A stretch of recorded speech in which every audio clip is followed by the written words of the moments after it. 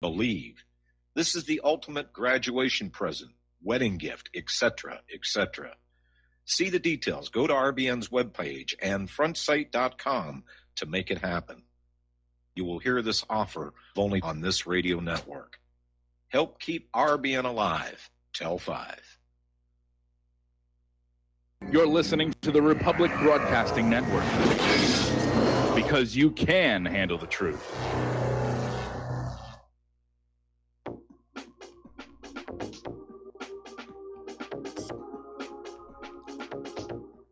What really happened with your host, Mike Rivero. You're listening to the Republic Broadcasting Network, where you'll find out what the Fukushima's going on.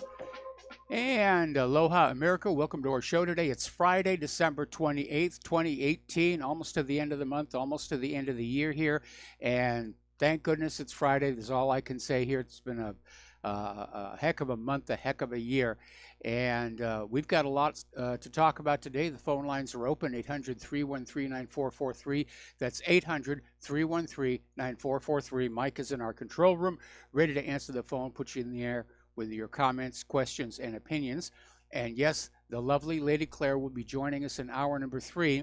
And hour number 3, we're going to really kind of put over to looking back on 2018, the good, the bad, the ugly, and our prognostications for 2019, and our New Year's resolutions. And obviously be a good time for you to call on in with your New Year's resolutions and what it is that you're hoping or dreading for 2019. And the reason for that is this is our last show of 2018. Republic Broadcasting is giving our much overworked staff off both Monday and Tuesday. So the next time we'll be live on air will be Wednesday, January 2nd, 2019. So this is the last show, last live show of the year of 2018. So kick back and enjoy it. And also, we've just now crossed the deadline for bids for Sears. And unless a bid has come on in to buy the chain, it will go directly into liquidation. So far, I'm not hearing that anything has really come on in to help keep the Sears name alive. Somebody wrote me an email the other day saying, I don't know if you've noticed, but every time I'm in the store and past the magazine rack, I see the same face staring back at me, always Michelle Obama on the cover of different magazines. This has been going on for literally months now, and it's carried over the holiday season. Yeah, it's a PR campaign. And I've noticed it too, and there was actually a news story on Fox earlier today about how Michelle Obama is now more popular than Hillary Clinton, which is really not saying much. Hillary Clinton's popularity is in free fall, and I think at this point even Rasputin is more popular than Hillary Clinton. But it looks to me like, yeah, Michelle Obama is thinking about tossing her hat into the ring in 2020. Which I think would be an epic fail. Not because she's black, not because she's a woman, but because she doesn't really bring anything to the job. At least with Hillary Clinton, she had been a lawyer and very active in politics. She had the experience of being Secretary of State, even though she corrupted that office thoroughly. Michelle Obama is just, for all intents and purposes, she's a person off the street. Her only claim to political popularity is that she's the wife of a president. And I don't want the wife of a president being in the Oval Office based solely on that qualification any more than I want the wife of a doctor operating on me or the wife of the pilot flying the airplane I'm riding in today. So you can see where I'm coming from that. All right, getting on into the news. Over in Syria, the YPG, which is part of the Syrian Kurds, the YPG is the Kurdish People's Protection Units, have released an official statement inviting the government of Damascus to assert control over the areas from which YPG units had allegedly withdrawn, in particular Manbij.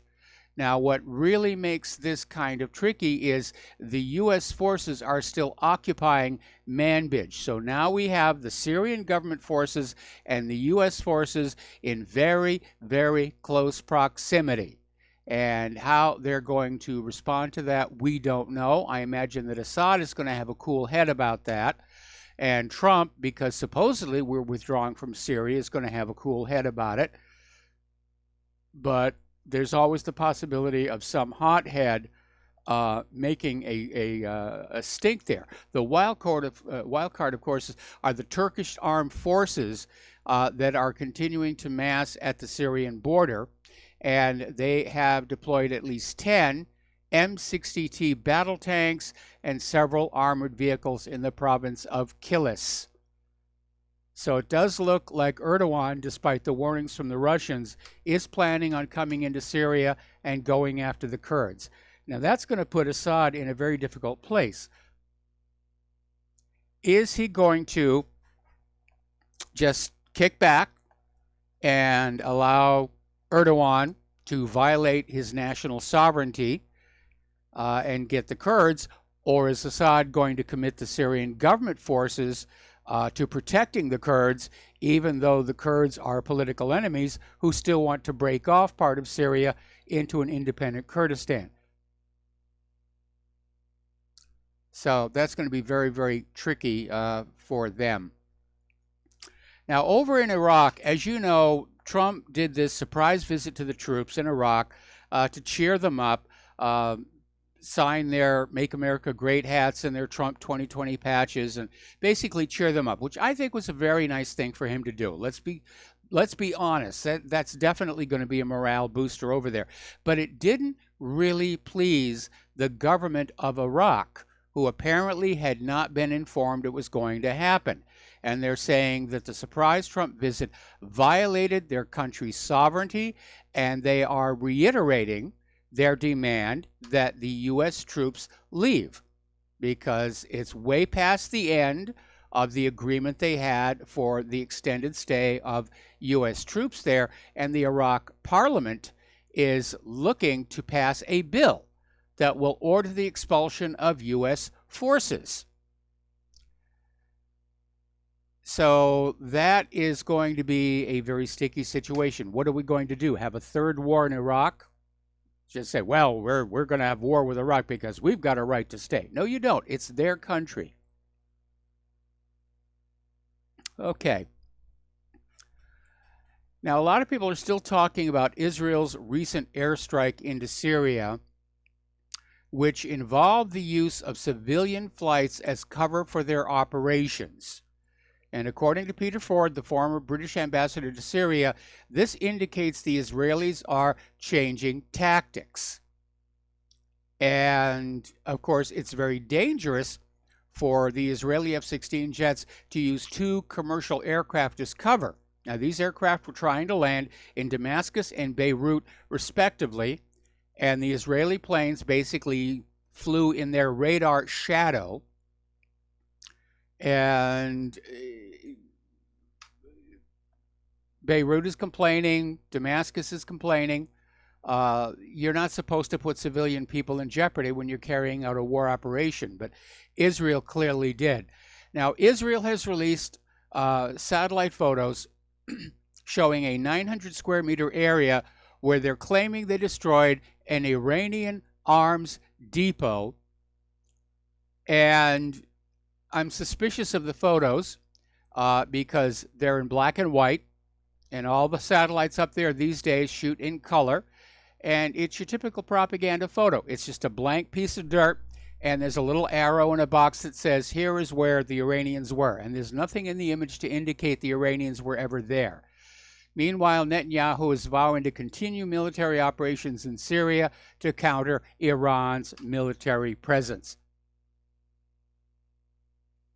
So, meanwhile, up in Afghanistan, the Pentagon has grudgingly acknowledged Iran's key role in restoring peace and stability to war-torn Afghanistan. And this is sort of a backtrack on Washington's earlier claims that Tehran supports the local Taliban militant group.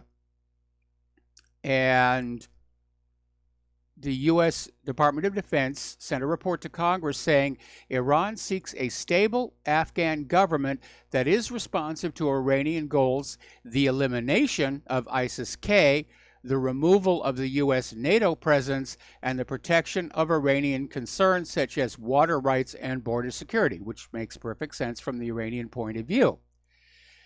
And the Pentagon also admitted Iran's influence in Afghanistan, saying that Tehran pursues a multi-track strategy of engaging with the Afghan government and boosting bilateral economic ties with Kabul, all of which sounds very peaceful and pleasant. Of course, that's not what the United States wants. The United States wants to maintain a junta in Kabul, and they want to continue the access to that pipeline right-of-way at below fair market cost, not to mention access to all that opium. Now, if the Taliban gets back into any kind of control in Afghanistan, you can kiss the opium goodbye, because the Taliban is absolutely intolerant of opium farming. When they were in charge of Afghanistan, they basically eliminated the opium trade. If you were caught with an opium poppy, they'd take your hand off. Draconian, but it worked. As soon as the U.S. invaded, somehow opium poppy seeds got flooded into Afghanistan. The poppies were blooming, the bumper crops were underway, and very inexpensive opium flooded into Russia and here in the United States, fueling the American drug lords and the pharmaceutical industry, which is now overprescribing opiates like crazy because addicted patients are reliable patients and a permanent source of cash flow. George Galloway is out there basically saying that the Islamic State is starting to set up shop in Ukraine, and he sees this as a Christmas gift from the West.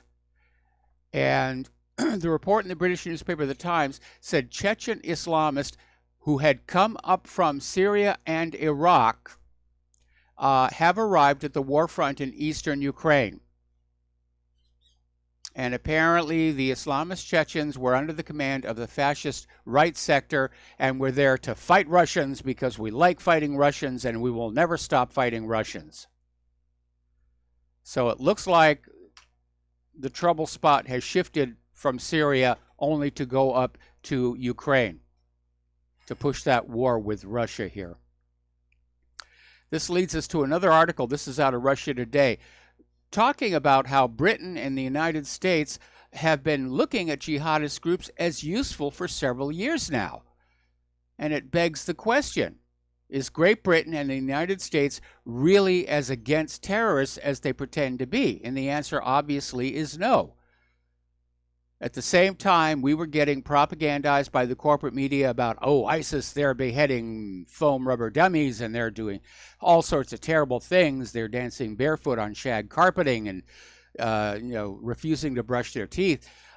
We then find out that the U.S. was covertly arming, training, and supplying ISIS as a proxy against Bashar al-Assad. And so all of these ISIS terrorists that we've been told to fear, they've all been trained up by the United States government. A lot of duplicitousness out there in the world. Over in Germany, they are dealing with a personnel shortfall, and apparently it is so bad that the German defense chief is now suggesting recruiting people from other EU nations to the ranks of the Bundeswehr. And that may prove tricky because those other EU nations have their own military that they're trying to recruit into. But Berlin is trying to put its troubled armed forces back on their feet, and the German Chief of Defense, Eberhard Zorn, has devised this unconventional way to deal with at least one of his problems, the personnel shortage. Well, heck, Eberhard, you've got a country full of refugees there. I'm sure they came to Germany because they love Germany and they would just jump at the chance to serve in the military and prove their patriotism to their new home. In a pig's eye. Okay, the Yellow Vest protests in France are planned to continue for tomorrow and will run into the new year.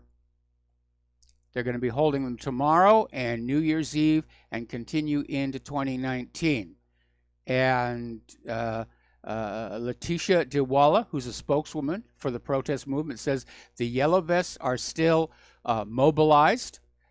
They do not have a traditional leadership structure, which is going to make it very, very difficult, if not impossible, for France to really put the movement down. When you have a movement like the Yellow Vests or like Occupy Wall Street, if you have a leadership structure, they're the target. And the movement can be destroyed by destroying that target. If you are part of a leaderless resistance, it's all but impossible to stop it. Now, another representative of the Yellow Vests, Benjamin Cauchy, warned that if the concessions made so far by Macron did not add up, there'll be a large-scale mobilization in late January. And I did tell you, once we're into the new year, once we're out of all this holiday nonsense, this thing is going to crank up. On Thursday, Funk Media Group in Germany published an interview with the EU Budget Commissioner and former Prime Minister of Baden-Württemberg, Gunther Oettinger. And he basically came on out saying that in giving in to the demands of the Yellow Vest protesters, Macron has lost authority. Now, that is an interesting statement, because what he is saying is that Macron's authority rests on defying the will of the French people. And yet France supposedly is a republic with a democratically elected government. And in a democracy, the government is supposed to serve the needs and desires of the people. Macron's authority rests on the approval of the people, of the French voters. So we're starting to see, again, that ugly conflict coming up between nationalists, populists, and the authoritarian globalists. Because that's what the New World Order is. It's going to be a dictatorship, an intense dictatorship. There'll be no democracy, there'll be no dissent, there'll be no rights. There will be the global government saying, you will do this. Down in Israel, everybody's sort of gearing up for the elections next year, and a former Israeli Armed Forces chief, Benny Gantz, has started a new political party, the Israel Resilience Party, and right now in the polls, he is very close to Netanyahu. Now, Gantz and his IRP party are talking about preserving Israel as a Jewish and democratic country. And they're also pledging unspecified changes to priorities in national security and the economy, from which I would say he's probably as much a hardliner as Netanyahu himself. As we look back over the year of 2018, Israeli occupation forces and settlers have killed 295 Palestinians in the West Bank and Gaza this last year. 14 Israelis were killed by Palestinians during the same period, in addition to a baby who died days after his premature birth, following the shooting and critical injury of his mother. More than 29,000 Palestinians were injured during 2018, the highest number of injuries in a single year since the U.S. Office for the Coordination of Humanitarian Affairs began collecting data in 2005. Nearly 60 of those Palestinian kills and 7,000 of those injured were children. Yesterday, we reported on how Saudi Arabia's King Salman has had a major reshuffle of the upper levels of his government, of all the top officials. And they're saying it's basically to make the cabinet more efficient and loyal to the king and the crown prince in the face of U.S. pressure. Others are saying this may be a signal that Saudi Arabia is more open to cooperation with the West, perhaps about the Khashoggi matter. We got to take a break for commercials, and we'll be right back.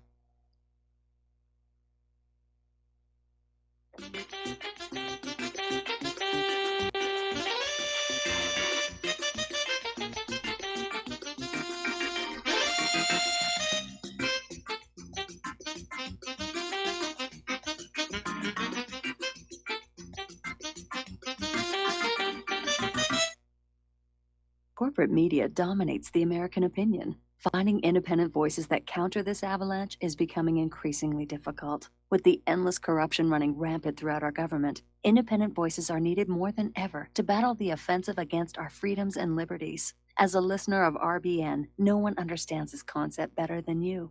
Now it's up to you to do your part. The time has come for you to take action and begin broadcasting the truth to hundreds or thousands of people every month. Sound impossible? Quite the contrary. With pointed slogans from LibertyStickers.com, you can reach countless sleeping Americans unaware that they live in a real-life wonderland. LibertyStickers.com has a huge inventory of political bumper stickers and messages that reflect the truth about our government, our politicians, and the future of America. With so many in stock, there's one perfect for you. Visit us today at LibertyStickers.com. Again, that's LibertyStickers.com.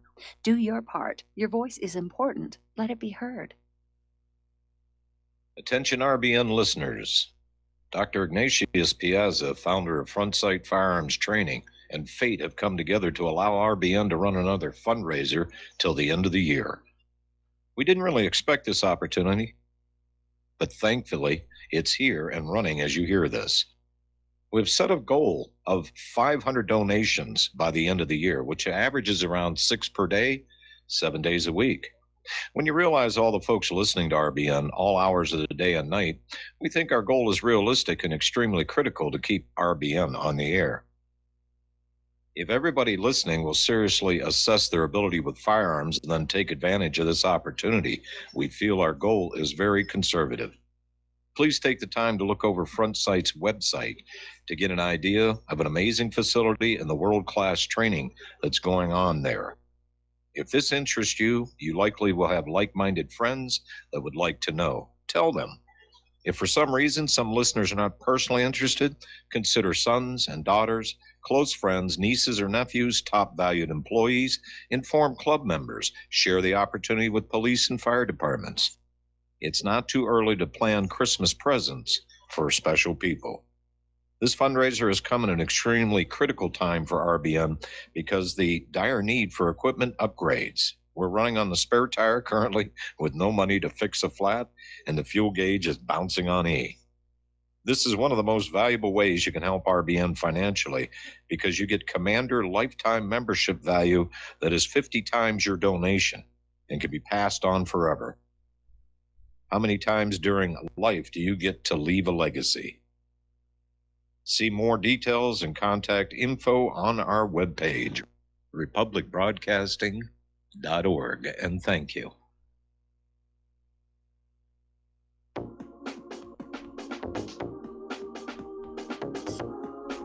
What really happened with your host, Mike Rivero. Join Mike on the air. Call toll-free 800-313-9443. 800-313-9443. And aloha, America. Welcome back to our show. Turning to our local domestic politics here. Score another victory for Judicial Watch. They're doing fabulous work. They have just released 2 sets of heavily redacted State Department documents, 38 pages and 48 pages, showing that the Obama State Department provided classified Russiagate documents to multiple senators immediately ahead of the Trump inauguration. So this bolsters the case that there was a serious plan to just push this whole Russia influencing the election as a means to legally challenge the election and get Trump out of the White House and put Hillary in. They were actually seriously thinking of trying to do that. And I think that would have definitely triggered major civil unrest in this country. And apparently the documents were sent to Senator Mark Warner, Senator Ben Cardin, and Senator Robert Corker. And once again, Judicial Watch obtained these documents, which are supposed to be public records. They had to file a Freedom of Information Act lawsuit. Now, here's a very, very bizarre story. As you know, the Robert Mueller investigation filed a lawsuit against this Russian company. And apparently the expectation was the Russian company was just going to ignore it for lack of jurisdiction. And then, much to Mueller's surprise, the Russian company sent lawyers into court to defend themselves. And now they're in the discovery phase, and they're trying to get, as they have a right to, whatever Mueller has that indicates they might be guilty of something. And the Mueller investigation is resisting, and they're going to the court and saying, no, no, no, the discovery would threaten national security. And the lawyers for the Russians are now ribbing Mueller because apparently one of the pieces of information Mueller connected regarding the Russian company was a nude selfie. And Eric Dubalier, who's an attorney for Concord Management and Consulting, is accusing Mueller's team of illegally keeping information from the company and asks, you know, is a nude selfie really threatening the national security of the United States? So, again, it was a witch hunt, and Mueller was trying to charge people at that time to make himself look like he was on the trail of something legitimate. And he wasn't. It's a big nothing burger. A big, long, costly, taxpayer-funded nothing burger. And if Mueller and the Democrats have their way, they're going to keep this thing going all the way up to 2020. Because if you look at it, I mean, they're already campaigning. We just got out of the 2018 midterms, and already the news is being dominated by, you know, who are the hopefuls for 2020? At this point, who cares? You know, I'm really sorry, but I'm burned out on nonstop politics. There are other things that need to be done by the government, like fix the roads, fix the bridges, fix the rail system. Or maybe we should be grateful. I mean, if they're spending all their time in their faction wars back and forth fighting with each other, it's the less harm they can do to the rest of the country. Now, the other day we were talking about this billionaire who funded a campaign that set up a bunch of phony Russian accounts to convince voters in Alabama that candidate Roy Moore was being supported by the Kremlin.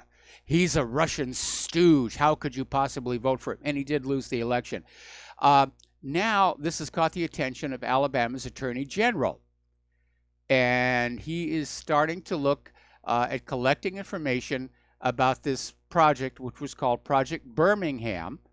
And he says it does look like it did affect Moore's tight race against Doug Jones, who was the Democrat who ultimately won. And so Steve Marshall, who's the Attorney General, is saying they're going to look into it. There may be a serious violation there. Yeah, of course it's a violation. It's a dirty trick. And we should be intolerant of those. I mean, it's almost Nixon-esque, if you will, in what they did to this guy. And yes, politics is a dirty business. We don't need any ghosts come from the grave to tell us that. But I don't think we should just sit and say, okay, this is the way it is, and we're comfortable with it. because they're not just cheating the candidates, they're cheating us, the voters. They're tricking us. They're swindling us as well. We're going to take another break for commercials. We'll be right back.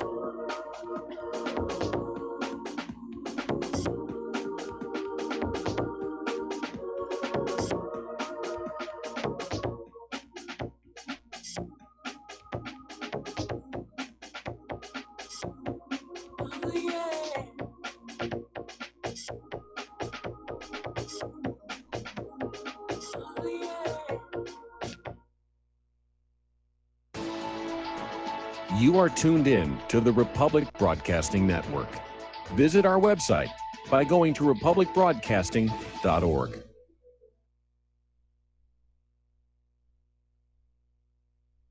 Ladies and gentlemen, J.R. Moore here. As most of you know, my regular listeners, I offer energy cleaners for sale at my website.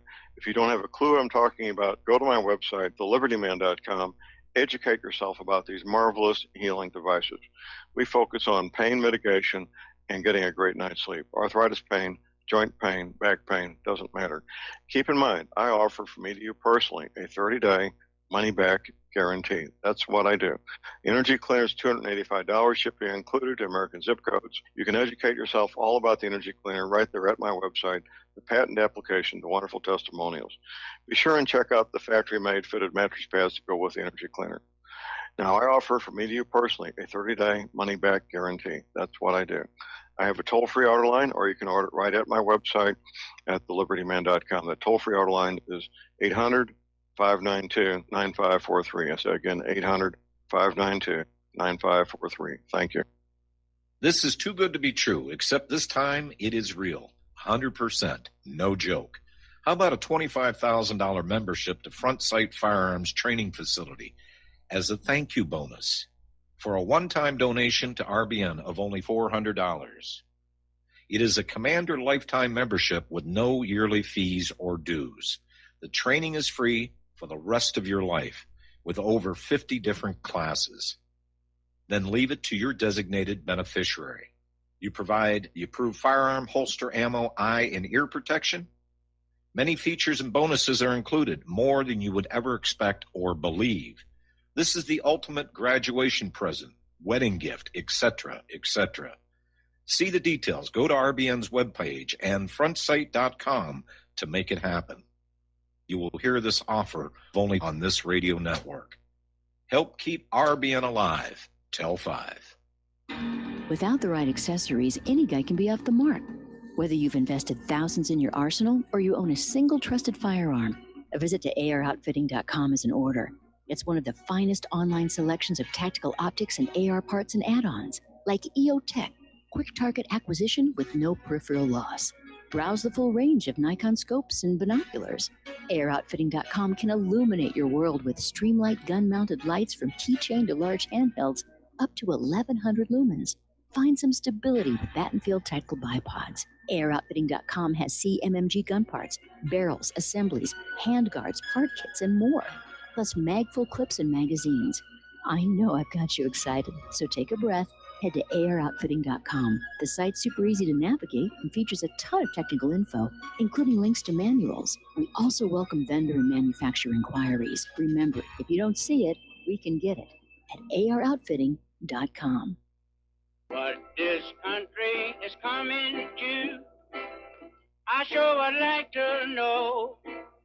If they don't do something by and by, the rich will live and the poor will die. Doggone, I mean the panic is on. Can't get no way, can't draw no pay, unemployment getting way. And aloha, America. Welcome back to our show here. Now, over at 12160.info, they have an article which really kind of lays out the selectivity, if you will, of the Mueller investigation. Because Brennan, Comey, Clapper, and Rice were all caught lying, and nothing happened. No perjury charges, no demotions, no firings. Well, Comey got fired. Tucker Carlson had a report on Fox News just laying it on out. They're just so after Trump, and they're willing to look the other way for everybody who's lying to push that agenda. In fact, Fox News just ran a story about even before they take control of the House of Representatives, Democrats are already hiring lawyers to go after Donald Trump. And I actually feel sorry for Trump. The Democratic House is going to make his life a living heck for the next 2 years. And he hasn't done anything to deserve it other than be a Republican and a nationalist and wanting to put America first and wanting to secure that border. Now, here's a little bit of good news for those of you who have been following the case of Mumia Abu-Jamal. And for those of you who don't know who he is a former Black Panther who was convicted of killing a city police officer more than 30 years ago in a highly questionable jury trial. In fact, the trial was so flawed that the initial death sentence in 1982 was dropped and converted to a sentence of life in prison. Well, finally, a Philadelphia judge has reinstated appeal rights. And lawyers for Abu-Jamal praised the decision by Philadelphia Common Pleas Judge Leon Tucker as a major step toward winning Abu-Jamal's freedom. Now, I remember going back and studying that case and realizing that if I had been on that jury, I would have said, there's a reasonable doubt. I cannot in good conscience convict this guy. There are too many holes in the story.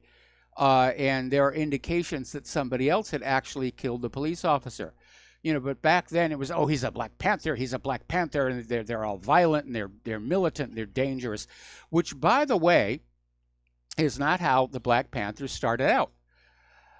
They started out as an advocacy group, and they wanted things like guaranteed breakfasts for ghetto children, which sounds like a good idea to me. You can't study hard in school if you don't have a brain full of sugars and carbohydrates and proteins and stuff.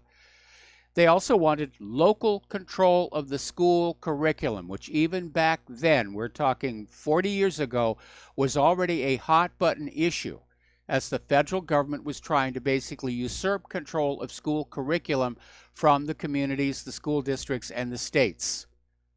Say you will have one curriculum that we will decide on. Now, to me, it makes sense that local communities should have a say in the curriculum of their schools. Okay, if you're in farming country, it doesn't really make a lot of sense for the local schools to be teaching, well, for example, women's studies. And if you're in the Rust Belt, don't you want the schools teaching your kids more about manufacturing or auto, how to build an automobile? All right, we have a phone call here. Dustin in New Jersey, aloha. Welcome to the show. What's on your mind? Yeah, Mike, I feel sorry for Nancy Pelosi. Like, the shutdown was just too much for her. She had to go to Hawaii. She's over by you. Here? Did she visit you that yet? does it. We're getting on an airplane this afternoon. And Maxine Waters was hard for her. She's in the Bahamas. Yeah, and Trump canceled his trip to Florida. Isn't it amazing, though? They shut down the government. Oh, the government's got to stay open. And they're already on the plane. They probably were telling people this on the cell phone on the plane. They're frauds. Well, Pelosi's here in Hawaii. All of a sudden, I don't feel so bad about all the thunderstorms we've got supposedly coming in for the rest of the day. Go lightning! Go lightning! Keep her away from volcanoes. Well, that's down on the Big Island. Hey, Mike, you were talking about France. Did you talk about France yet? How the EU gave them the okay to go over their budget now or something? It's like a one-time thing. I they're thought financially- Macron had already said he wasn't going to revisit that. Yeah, because I mean, I just don't see where they're going to get the money from to give people an extra $100 a month, and that they just don't have the money. And if they ain't, I mean, people don't realize the EU's being held up by Germany. If France or Germany goes, that's it. Yes. There's nothing else. There absolutely is. But you know, this whole past year, there have been a lot of places that tried this idea of a universal basic income, and it doesn't work because there's, you know, they run out of money. They can't create the money out of thin air. They run out of money, and it does not work. You need to create a climate where people can trade their labors and their skills for decent wages and salaries, and they'll pump it into the bottom of the economy and get it going again. And why all of these governments involved in this New World Order globalism, or even just in Washington, D.C. and Wall Street, they seem to have forgotten that. And they're looking for a magic bullet of some kind that is going to undo all the financial damage done by corruption and incompetence over the last 30 years. It's just not out there. You have to go back to what actually worked, which is, again, a good consumer economy, high-paying jobs, and a tightly regulated banking sector. But the problem is their whole structure is not built on that anymore. No, it isn't. You It's know? built on corruption. Our government is acting like an organized crime gang. It's like the mafia. Hey, Mike, you were talking about beer, like the GMO. Probably 99% of American beer is GMO in it, but most, like pretty much all of European beer is not, because you know they don't allow GMOs in there so far, right? Oh, they've got very, very strict regulations regarding their beer. And when I worked in Germany, I had some German beer, and it spoiled me forever for American beer, which is just full of all kinds of chemicals and stuff. The origin of the Oktoberfest is because German beers are not allowed to have preservatives in them. They would get to October, and they would have a huge stockpile of beer, overproduction, and they would just give it away. And that's the origin of Oktoberfest. Of course, they don't give it away for free now, but it's definitely sold at a discount.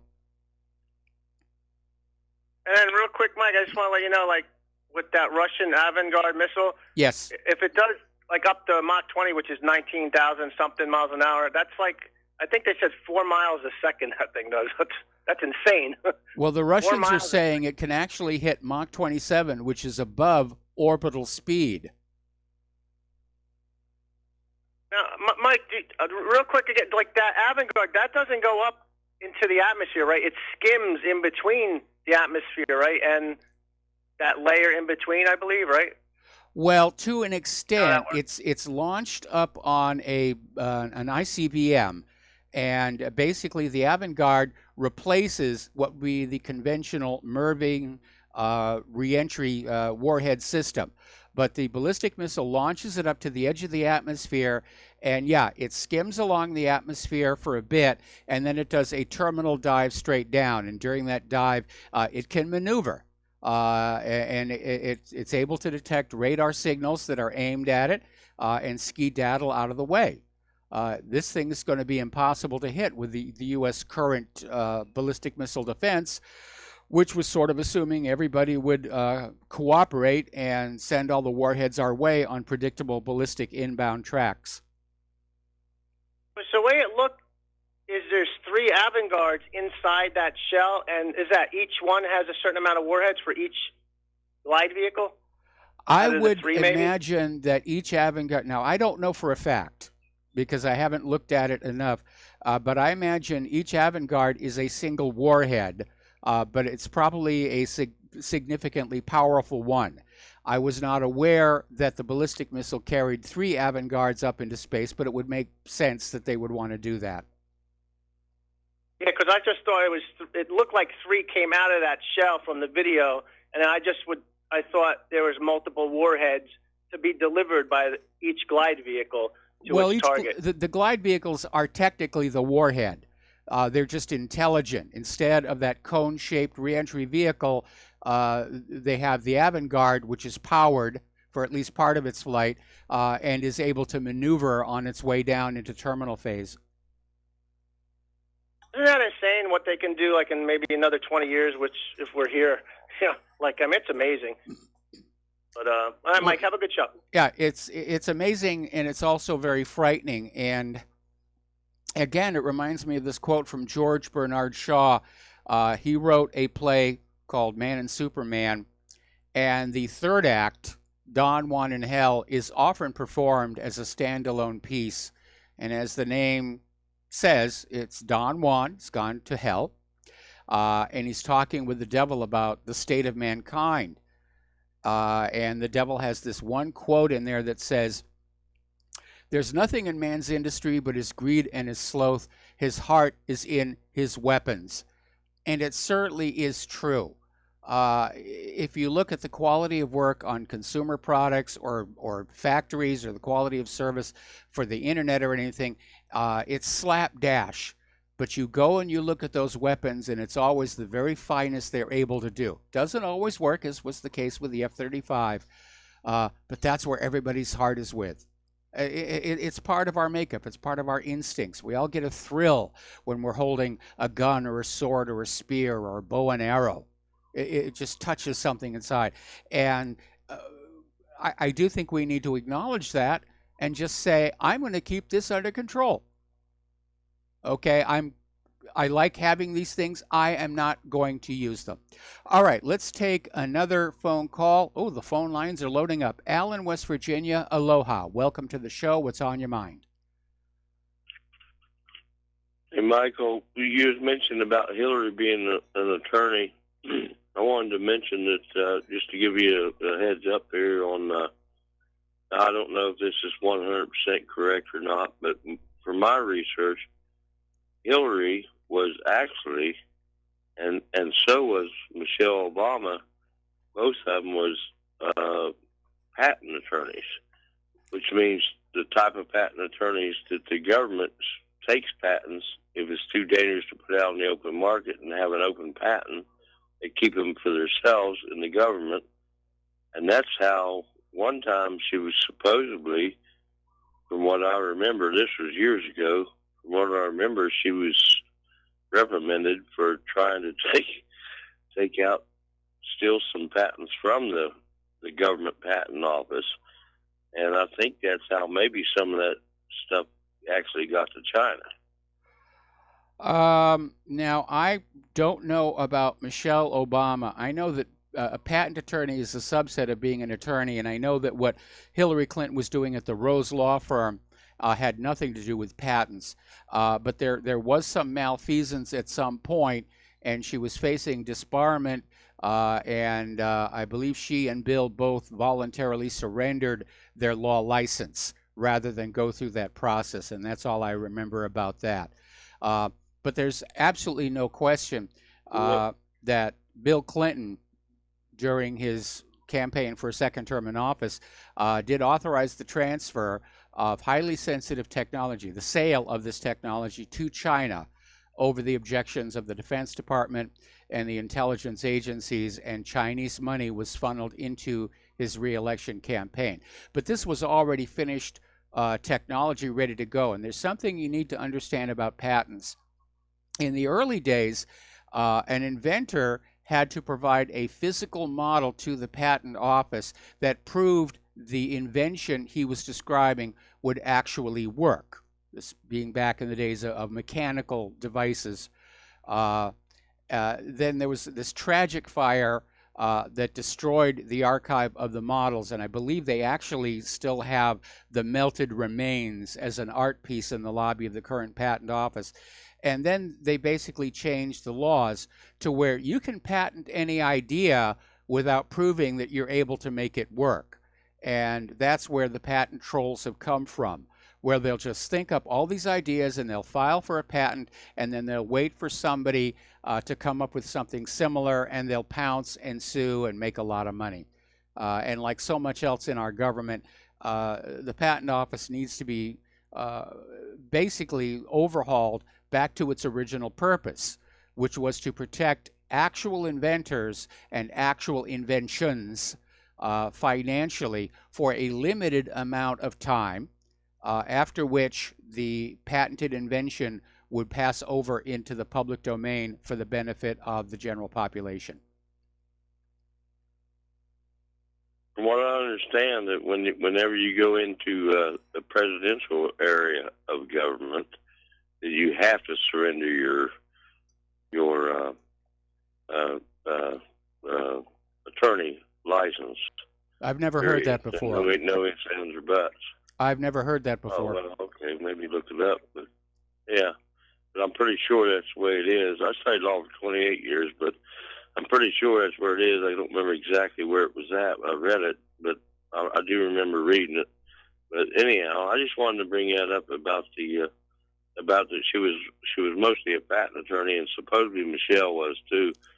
So that was kind of a connection there between the both of them, the both families there. So I'll let you go. Thank you very much. Thanks an awful lot here. We're going to let you go, and I know we've got other callers coming up on the line, but we're just about at a commercial break. But I do have enough time to share this story with you. The Clintons are continuing their speaking tour, and it's not going very well. They were up at the Scotiabank Arena in Toronto, which holds 19,800 people, and 83% of the seats were empty. So take a hint, Hillary. We got to take another break for commercials. We'll be back with more phone calls after these few words.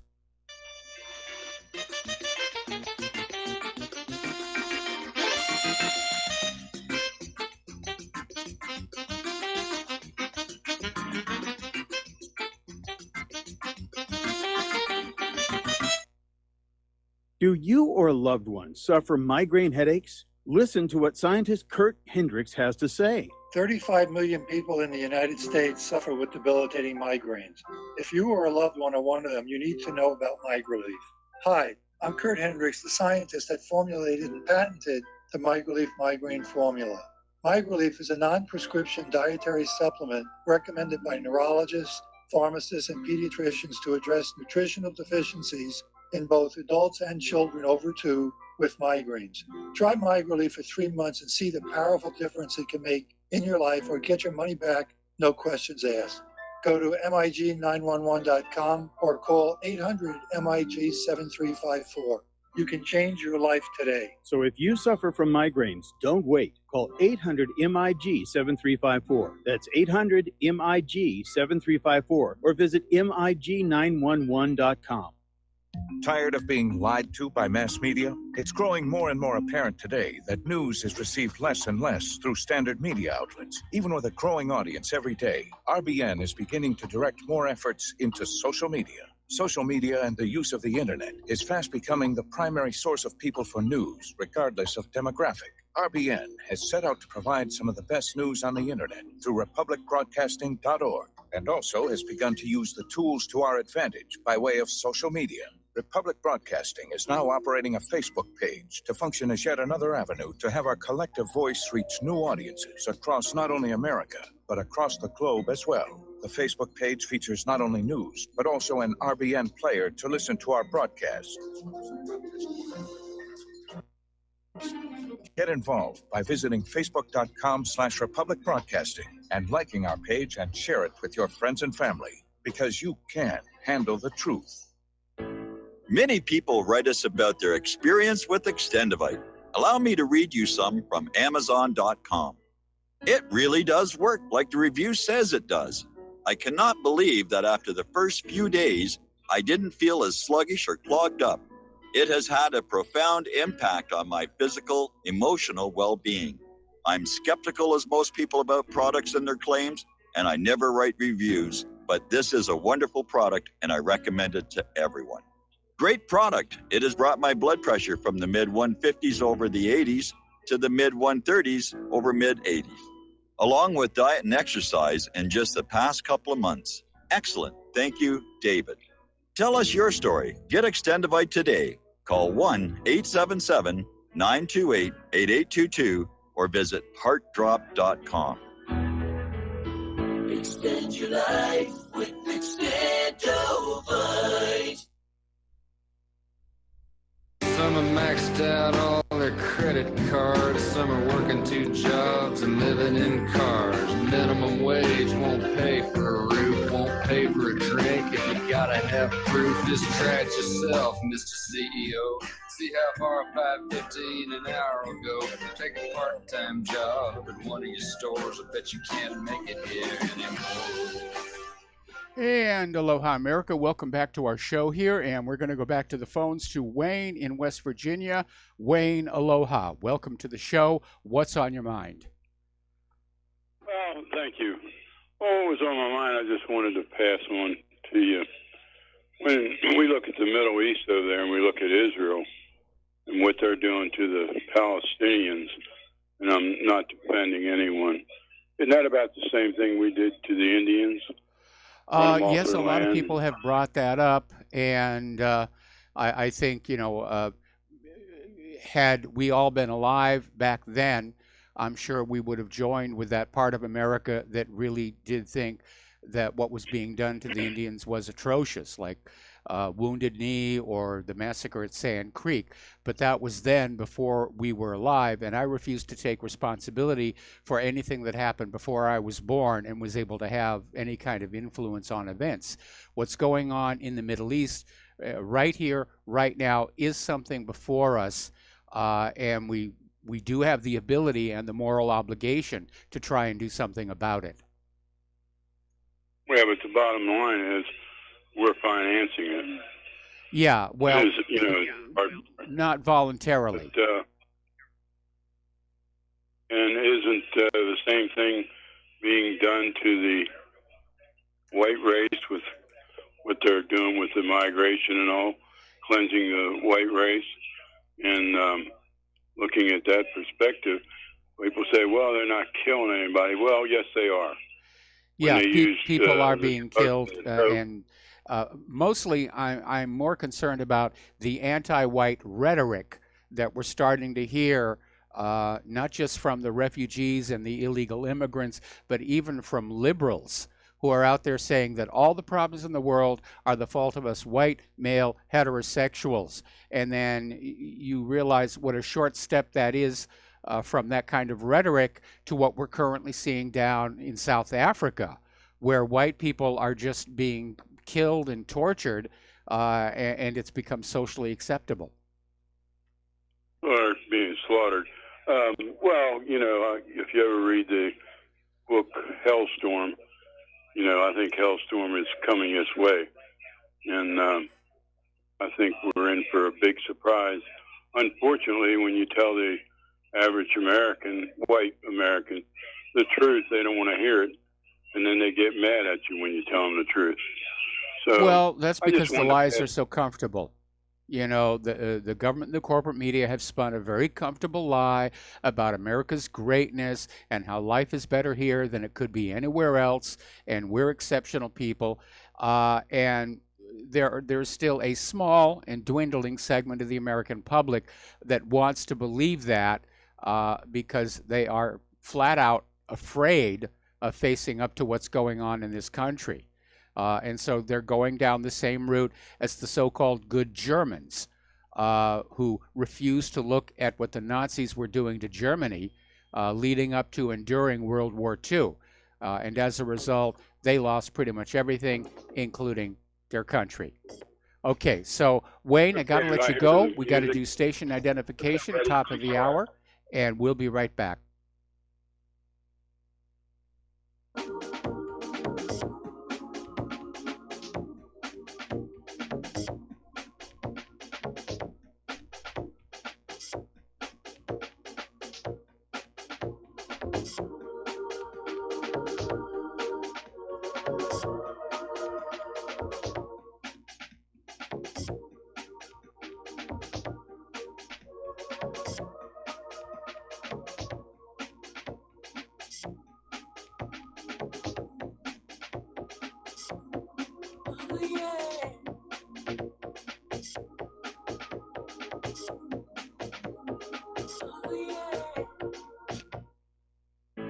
Many people tell us about their experience with Extendivite.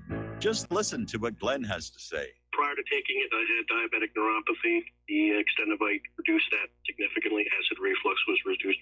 I had athlete's foot, very severe. Trimmed that down to about 75%. Dandruff, almost completely gone. I had occipital neuralgia at the base of my skull. I was having migraines, reduced by about 90%.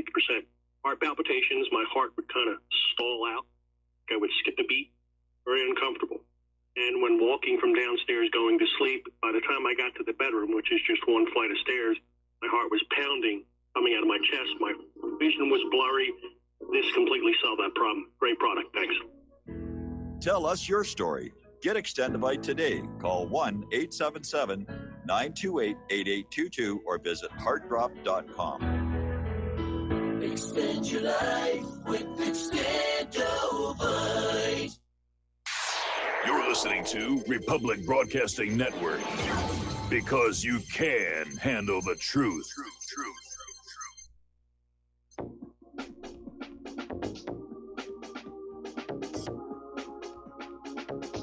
What really happened with your host, Mike Rivero. The history the government hopes you never learn. Here is your host, Michael Rivero. And aloha, America. Welcome back to our show, hour number 2. The phone lines are open, 800-313-9443, and they're loaded up. Let's go to Philip in Virginia. Aloha. Welcome to the show. What's on your mind?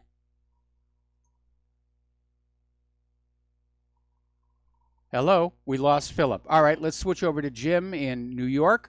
Aloha, Jim. Welcome to the show. What's on your mind? Yes, sir. You're on the air. Oh, I'm sorry, sir.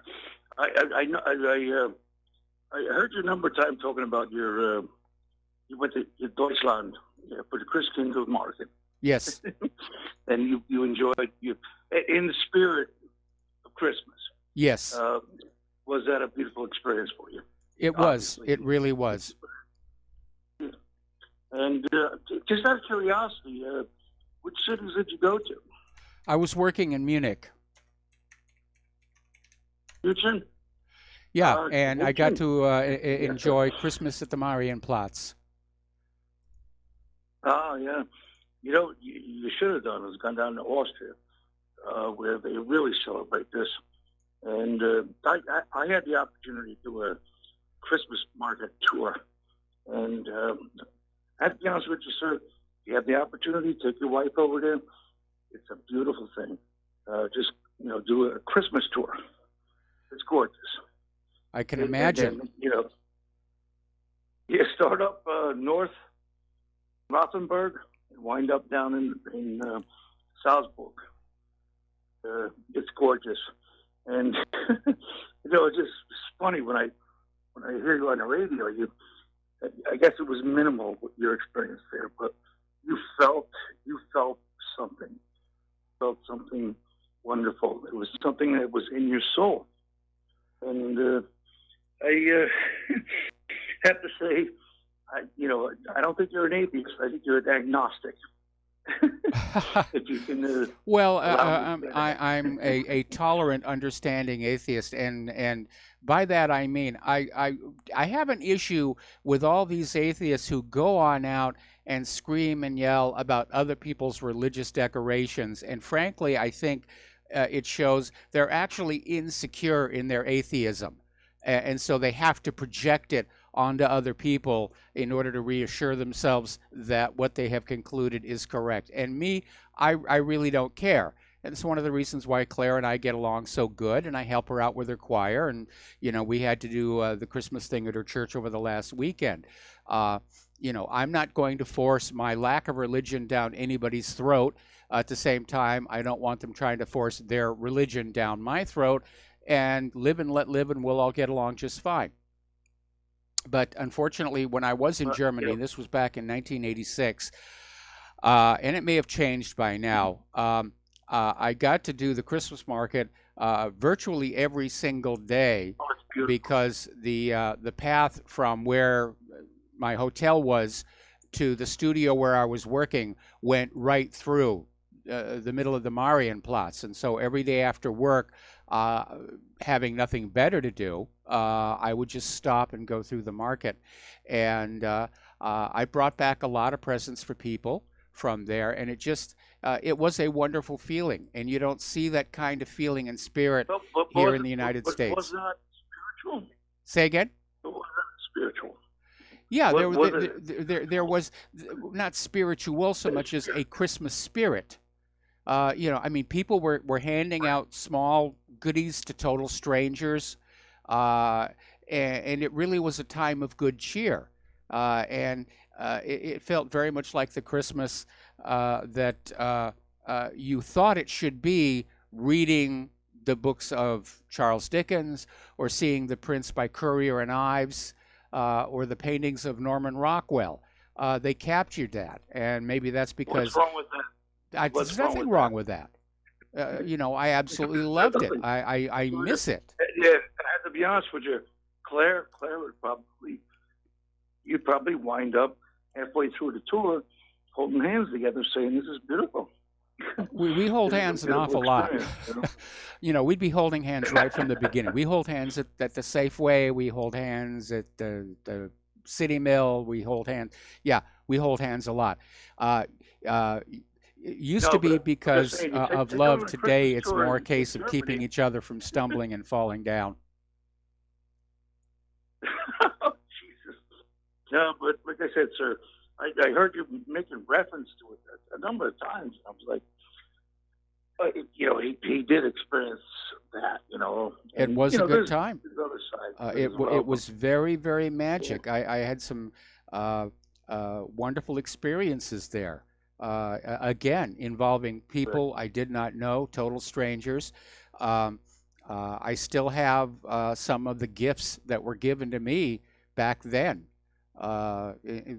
Hand-painted glassware, a beer stein. I've got my traditional German beer stein. Anyway, listen, Jim, we're going to let you go because I got to do a shout-out now. Real quick. Something really quick about a beer stein. You know why you have a beer stein? You know why you have the lid on it? To keep the flies out. I thought it was to keep the thatch from falling in.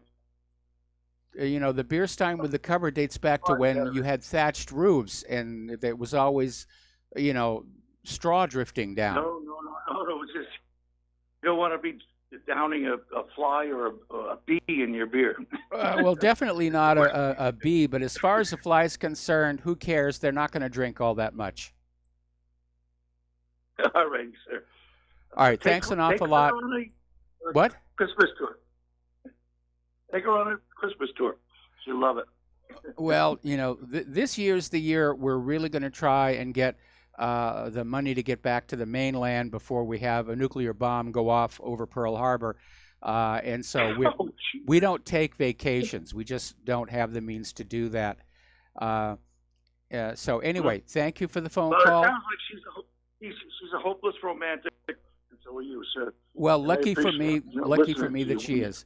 Anyway, Jim, got to let you go. We got to do a shout out to our on-air affiliates who are just now rejoining the show, and we're going to switch over to Dave in Delaware. Aloha, Dave. Welcome to the show. What's on your mind? Hey, Mike, how you doing? I'm doing fine. How are you? I'm great. I heard a last caller. He was talking about where all this anti-white propaganda comes from, and I just didn't know if you knew who was behind the open borders and the Calgary Plan and all that stuff. I wanted to talk to you about how you would never mention the Jew. When you talk about all these Well, crazy we talk about George Soros. We talk about George Soros. Yeah, but George. I'm not saying George. You mentioned George Soros. I Yes. didn't say that. I'm talking about HIAS, the Hebrew Israeli Aid Service. Right? IAID. The Israeli aids. They're the ones that are bringing all these migrants into these countries overseas. They're bringing them into Europe, and they're trying to bring them into our country now. So I don't understand how you will never really speak about that. And then supposedly Trump, he's going to pull our troops out of Syria. I don't know. Did he really even do that? I don't know. Why were we in Syria to begin with? You know, there's a bunch of different little topics that I'd like to speak to you about, Mike, but you always seem like you want to shut down conversations. Last time I called in, you kind of cut me off. So, well, we were in Syria over an argument between Israel and Syria regarding an oil pipeline that Israel wanted to build so that they could send oil and gas from the Golan, which Syria still considers to be their territory, up to Europe. Well, that point is now moot because Israel's building the pipeline along the bottom of the Mediterranean. I think the U.S. government wanted to go into Syria and oust Bashar al-Assad and put in a puppet ruler as one more stepping stone on the way to Iran. You need to remember that wars are never started for just one reason. Same thing with assassinations. Usually you get a group of people who may have very different agendas, but all their agendas are solved by the same historic act, and that's when it happens. But what about all the anti-white? What about all the anti-white propaganda that they're calling white men devils and, you know, we're the evil scum of society? Don Lemon even said it. Who do you think that's coming off from? Like, where's that from? It's coming from the globalists, and at the top of the peak of that whole information chain is George Soros and all the groups that he's funding. Who are the globalists? Well, the globalists are people like Angela Merkel and Tony Blair and everybody who has bought into this idea that there should be just one government. Hang on a second. There should be one government for the entire planet, and they all dream of polishing that golden throne of planet Earth with their own derriere somewhere down the road. And no doubt they have been richly... What about Barbara Lerner Specter? What about Barbara Lerner Specter? She's another one. She said that Jews are going to be behind the whole, you know, Europe's not going to be the monolithic societies they once were. Okay, I mean, what's the point you're trying to make here? Because all I keep hearing you say is Jew, Jew, Jew, Jew, and you're painting with too broad a brush for this program. You know, this program is about talking about individuals. I'm not trying to whitewash anything, Mike. I just feel like you always... I didn't say whitewash. I said you're painting with too broad a brush. Okay? If you want to talk about individuals who are part of the globalist anti-white movement, you are free to be on this show. But if you're going to come into the show and say the Jew this and the Jew that, yeah, I'm going to cut you off again. That's not the way that we operate. Any more than we allow people to say the blacks this or the Hispanics this. I didn't want you to cut me off in the first place, like you cut off the guy Tom from Florida the one time, and you used to also cut off what's his name from Barbados, John. I never cut him off. He died. Right now, Mike, listen to me. I didn't say you did. All you have now is the guy Dustin from New Jersey. He's from Ukraine. He's Jewish, and then you have the other guy from North Carolina. Okay, what is your problem with Dustin being Jewish? Okay, my first wife was Jewish. Rivero is a Sephardic name. Is he Jewish? Okay, Dave. He's Ukrainian Jew. Dave. I don't care. Dave, Mike. listen to me. Mike. Listen to me or I'm dropping you. Okay, can you name an individual globalist or not? Can I name an individual globalist or not? Yes. Yeah, Shawn Adelson. He's funded Trump's campaign. He's a billionaire. He's a Zionist Absolutely. Jew. Absolutely. Largest donor to the Republican Party, and he wields tremendous influence over our government for an unelected individual. Should I keep going? Well, if you want to, but we're coming up on a commercial break. Have you ever heard of David Ben Gurion? Oh, yeah, of course, but he's not around anymore. Oh, yeah, the New World Order, the Supreme Court of Mankind ran out of Jerusalem. Well, there were a lot of people who were talking about that one, and I think one of the still unsettled issues for all the globalists is just where the global capital is going to be. And I know a lot of people in Israel want it to be in Jerusalem because it's a holy city. The United Nations wants it to be in New York, and who knows what George Soros absolutely wants. Anyway, listen, Dave, we're going to let you go here. Thank you very much for the phone call. We're going to let you go. Thanks, Mike. Good night. Have a happy new year. All right, getting on back to our local news here. it does seem like Alexandria occasionally has a cortex. Can't seem to go a day without just making a fool of herself, from equating the migrants at the border with Mexico with Jews escaping Nazi Germany, to trying to equate them with the baby Jesus in the manger. And now she put out a tweet showing the new plaque that is on her office door, because they're getting ready for the handover of Congress next week. And so she put out a Twitter with the photo of the plaque, which she captioned, "Don't be fooled by the plaques that we got. I'm still Alex from the Bronx," which, of course, is a takeoff on Jennifer Lopez lyrics from her song Jenny from the Block. And this, of course, resulted in another Twitter storm mocking her for that. Like, can you come up with something original? Or are you always going to be, riffing off of other people here? Okay. Apparently, the Senate security expert that had been working from Facebook has been suspended, and it seems to be a symptom of this whole Russiagate crumbling. Because as it turns out, there was a total of $4,700 spending on Google from Russian accounts influencing U.S. politics. That's not a huge amount. They didn't reach a lot of people. And a lot of those ads favored Hillary Clinton. And, of course, the corporate media just went to town saying, oh, the Russians rigged the election. They were influencing our election. Well, let's be dealing with real politic here, because every government on earth is always trying to influence every other government on earth to its own benefit. Look at what Israel does to the U.S. government as a good example of that. But in this case, the evidence is continuing to surface. There was a serious plan that was being considered to just blow up this Russiagate thing, create this whole idea that Russia somehow stole the election away from Hillary Clinton, leading to a legal challenge that would have taken Trump out of the White House and replaced him with Hillary Clinton. Now, I don't know at what point it was called off, but somebody probably said this is going to be very dangerous. It could result in civil unrest. And don't forget, there were already riots in the streets.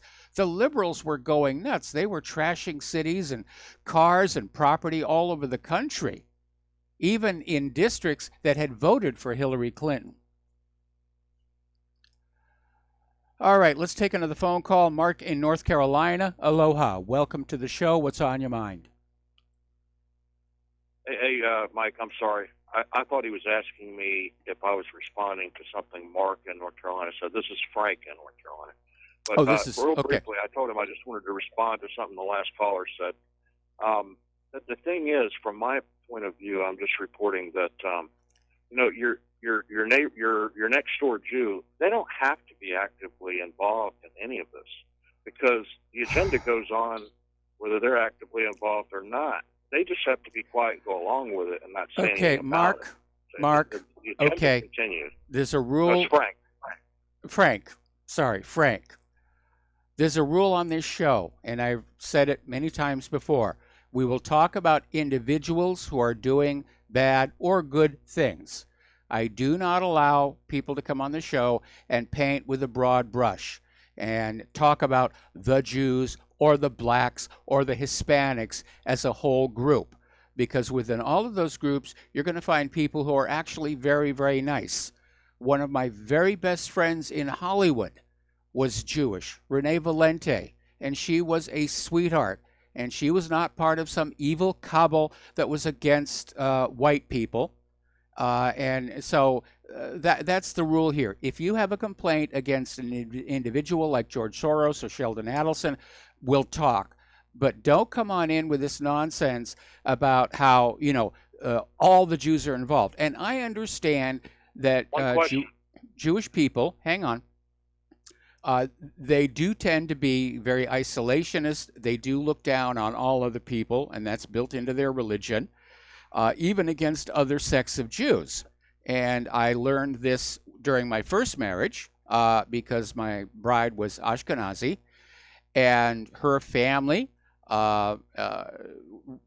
basically expressed a lot of hostility towards the Sephardics, of which my ancestry comes from that, and the Orthodox. But there tends to be a trace of xenophobia in all of us. And in some societies, it is looked down on and discouraged. Unfortunately, in other societies, it is fanned up and encouraged.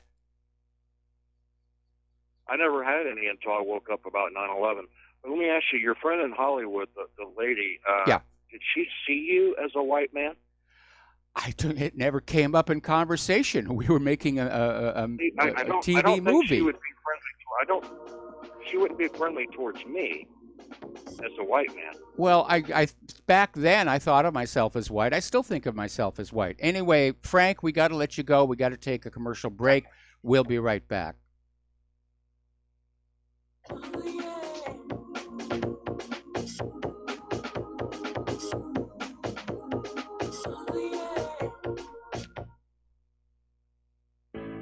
Many people write us about their experience with Extendivite. Allow me to read you a few from Amazon.com. By Mel. Great product. My husband and father-in-law use it regularly. Both my husband and father-in-law have had significant change in their blood pressure and overall health. By Amazon customer. It works for me. Returned to buy the tincture and the capsules as they were on sale during February. Unlike some other products, this one worked for blood pressure and occasional irregular heartbeat. Extendivite produced noticeable results after just 2 bottles, a 4-month supply. I take Extendivite 3 times a day, every day. I think the supplement has helped with my increased fitness regime and to lower my blood pressure. Tell us your story. Get Extendivite today. Call 1-877-928-8822 or visit heartdrop.com. Extend your life with Extendivite. Folks, we're living in a world the likes of which we've never perceived any clearer than we do now. The plan for global governance has been in the works for generations and would have likely been achieved by now, but for the fact that the globalists left open their Achilles heel. With all their tools, Federal Reserve System, fiat currency, no child left behind, and then Common Core education introduced to our schools to dumb us down, vaccines, pharmaceuticals to lobotomize us, GMO foods, insertion of compromised or bought and paid for politicians, judges, mainstream media propaganda, all pieced together like a puzzle designed to ultimately bring the world under submission. But with all their strategy, they forgot one thing: knowledge. And knowledge is power. With knowledge, their bombardment is nullified. Folks, with that, as brilliant and knowledgeable as you've become, among the wisest audience of any radio audience in the world, and you are, I want you to take a moment to reflect and ask yourself, how much of that knowledge did I obtain from Republic Broadcasting Network? How high has my consciousness been raised since I've been a listener? How fast am I now able to discriminate truth from fake news by being a Republic Broadcasting listener? How clear am I now able to see the world since I've been listening to RBN? Ask yourselves those questions, folks. Then ask yourself, what is that knowledge worth to me? Like my morning coffee, how would I survive without it? A voice of truth in a sea of lies. Do we not all need to make sure it survives? Like public broadcasting, we are now finding we can only survive with listener support. Censorship, advertisers being attacked, truth itself being attacked. It's the only way through this. We at Republic Broadcasting humbly ask you to become a supporter. Look at your budget and make a determination of what Republic Broadcasting is worth to you and what you can afford on a monthly basis. Go to republicbroadcasting.org and pledge $20, $30, $40, $50, if possible, $100 a month or more if it's affordable. Click the donate button and become a regular monthly donor. Assure both us and yourself that Republic Broadcasting truth will continue to flow like that morning coffee. The network thanks you. We will not go down in the night without a fight. You can burn up our mosques and our homes and our schools, but our spirit will never die.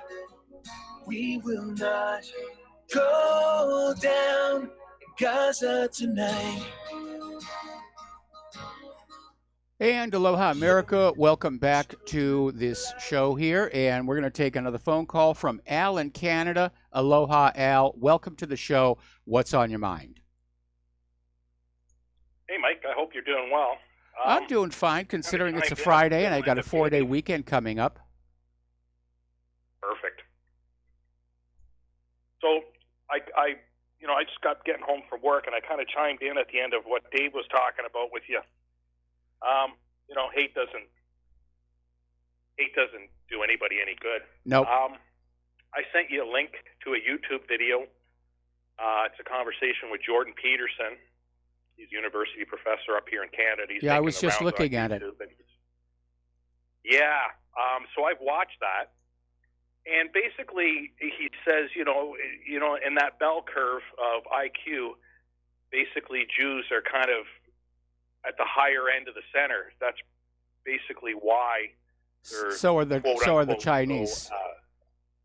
I mean, that's the ugly reality. I mean, I know it's not politically correct to say that different groups of people have different IQ, but it is a reality. And I remember many, many years ago when I was still a member of Mensa, this got talked about a lot, that we were living in a society that was working to try and make us ashamed of the fact that we did have a few more marbles than the people walking around us. And today it's politically incorrect to point out where one person might be smarter or more intelligent than the other. In fact, we're even seeing it in the schools where they're not even doing grades anymore because they want everybody to feel good and nobody to feel discriminated against. And they're taking out the incentive for achievement in our educational system. But it is just like the reality that there are people who are simply more physically attractive, and they're literally trying to demonize that as well. That we're not supposed to look at beautiful people and admire them for being beautiful people. That we should instead look at everybody equally. That's not human nature. And that's where liberalism really fails. They actually believe, because of Margaret Mead and coming of age in Samoa, they believe they can change human nature, and every time they try to do that, they fall on their faces. Yeah, and it's happening right now up in this country, specifically with the federal government. I'm a Darwinian. I believe that we were here because we survived, and the only reason why we survived is because certain offshoots of our genetic past were stronger than others. And I mean, there's nothing to be ashamed in saying that. I don't feel ashamed. I don't feel ashamed to say that the Chinese and the Jewish people have a higher IQ than most of the people on this planet. Yep. I think it's a fact. It is a fact. It's a demonstrated fact. And I remember here in this country when it was coming on out that a certain segment of the population wasn't doing as well on IQ tests. And the liberals came on out and said, well, the IQ tests are culturally biased and they need to be rewritten so that this designated group can do better than others, which sort of invalidates the whole point of having an IQ test to begin with. Yeah. And, all it is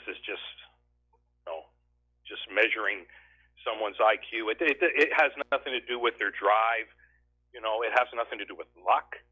I mean, there's a lot of other factors that are involved when a person is considered to be, what would be the word I'm looking for? I'm still thinking about Jordan Peterson because there's something else I wanted to say. When you're good in your field or whatever, you're what's that word I'm looking for, Mike? Gifted? You kind of stand out, amongst all the other people. You're exceptional. Like these talk show people, like you're for the internet talk show stuff. You're up there. You're right up there. You strive to do well, and you do well. I mean, you won't allow people to come on and just slander. I want to share a little. I want to share a little story with you. because we're almost out of time. We're into this next commercial break here. I actually grew up completely unaware I had a high IQ. My parents knew it from school testing, but they never shared it with me. And I was literally in junior college when my counselor gave me an IQ test and said, "Oh, wow."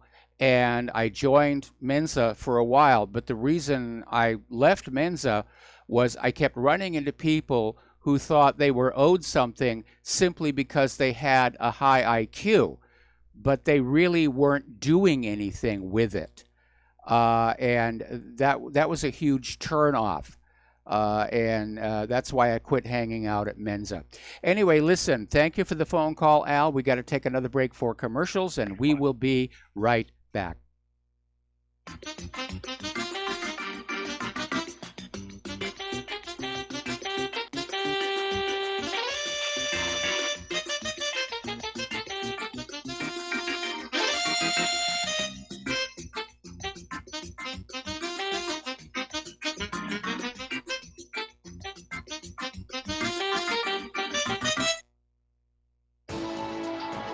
You are tuned in to the Republic Broadcasting Network. Visit our website by going to republicbroadcasting.org.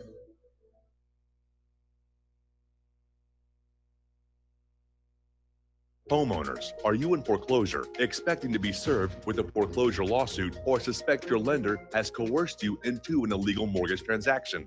A huge number of mortgages made in the last 10 years have legal issues and are possibly defective. State laws and the U.S. Supreme Court have upheld that defective mortgage documents are grounds for foreclosure defense and for counterclaims in favor of the homeowner. If your mortgage has been sold or assigned since closing the loan, it may be defective and you may be paying the wrong party, and the lender may not have standing or the right to foreclose or collect payments under the law. If you would like to know if your mortgage is legal or not, or know if you are paying the right party, we can help. Our initial consultations are free of charge. We are not attorneys. We are legal researchers and work closely with experienced lawyers who know how to help you find the evidence to help you keep your home. Call toll free 1-855-2-KEEP-IT. That's 1-855-2-KEEP-IT today. Okay, nurse, let's get this man to the ER stat. Right away, doctor. We see this every day. Heart attack or angina pain due to blocked and clogged arteries. Chelation can remove obstructions or blockages from arteries and help avoid painful and expensive surgery. Now there's Angioprim. It's a liquid oral chelation product that you take with juice. You start to feel the results fast. Angioprim increases blood flow all over the body, and that means more energy and strength to take on the day with less aches and pains. 60 years of research has gone into chelation, and Angioprim is the result. A safe and easy way to unblock your veins and arteries from buildup that slow circulation. Paging Dr. Jones. Please report to the emergency room right away. Log on now for a special radio offer from Angioprim. That's angioprim.com/radio. ANGIOPRIM. Angioprim.com/radio or call 877-882-7221. That's 877-882-7221. Without the right accessories, any guy can be off the mark.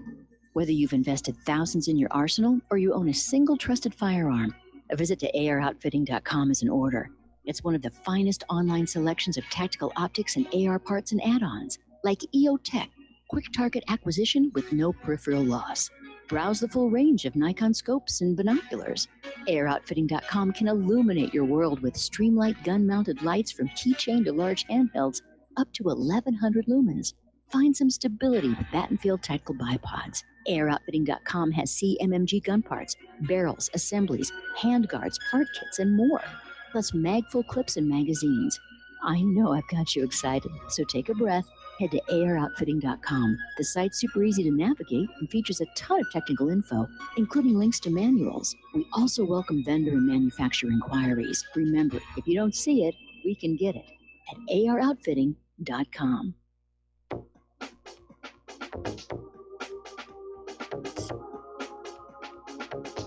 What Really Happened with your host, Mike Rivero. Visit us online at whatreallyhappened.com. Here is your host, Michael Rivero. And aloha, America. Welcome back to our show here. And we're going to take a break from all these people trying to prove that our show is anti-Semitic. And still, actually. And Alan West came out with this article. It's a former congressman. He's very popular conservative. And he basically came out with his top 10 reasons to vote Democrat. And I think it's a good list here. Number 10 is I'll vote Democrat because I can't wait for college football season to be delayed or canceled because the student athletes are union employees. Number 9 is I'll vote Democrat because I believe oil companies' profits of 4% on a gallon of gas are obscene, but the government taxing that same gallon of gas at 15% isn't. Number 8, I'll vote Democrat because I believe the government will do a better job of spending the money I earn than I would. Number 7, I'll vote Democrat because freedom of speech is fine as long as nobody is offended by it. Number 6, I'll vote Democrat because I'm way too irresponsible to own a gun, and I know that my local police are all I need to protect me from murderers and thieves. I'm also thankful that we have a 911 service that could get police to your home in order to identify your body after a home invasion. Number 5, I'll vote Democrat because I'm not concerned about millions of babies being aborted so long as we keep all death row inmates alive and comfy. Number 4, I'll vote Democrat because I think illegal aliens have a right to free health care, education, and Social Security benefits, and we should take away the Social Security from those who paid into it. Number 3, I'll vote Democrat because I believe that businesses should not be allowed to make profits for themselves. They need to break even and give the rest away to the government for redistribution as the Democrats see fit. Number 2, I'll vote Democrat because I believe liberal judges need to rewrite the Constitution every few days to suit some fringe kooks who would never get their agendas past the voters. And the number 1 reason I'll vote Democrat is because I think that it's better to pay billions for oil to people who hate us, but not drill our own, because it might upset some endangered beetle, gopher, fish, or frog. And I think he definitely has laid out much of the agenda. You can't have freedom of speech and an offensive free society. It just will not work. And this hypersensitivity to being offended is being used to undermine our First Amendment rights. Over at NBC News, when Donald Trump went to Iraq, NBC actually published an article Christmas Day, alleging Trump snubbed the troops. And of course, the story was completely incorrect, and NBC has backed down from it and admitted the thrust of the article is no longer correct. Well, it never was correct. It was fake news. But they left the article up there, but they did comment it saying the thrust of the article is no longer correct. Okay. All right. And again, getting back to everybody's already talking 2020.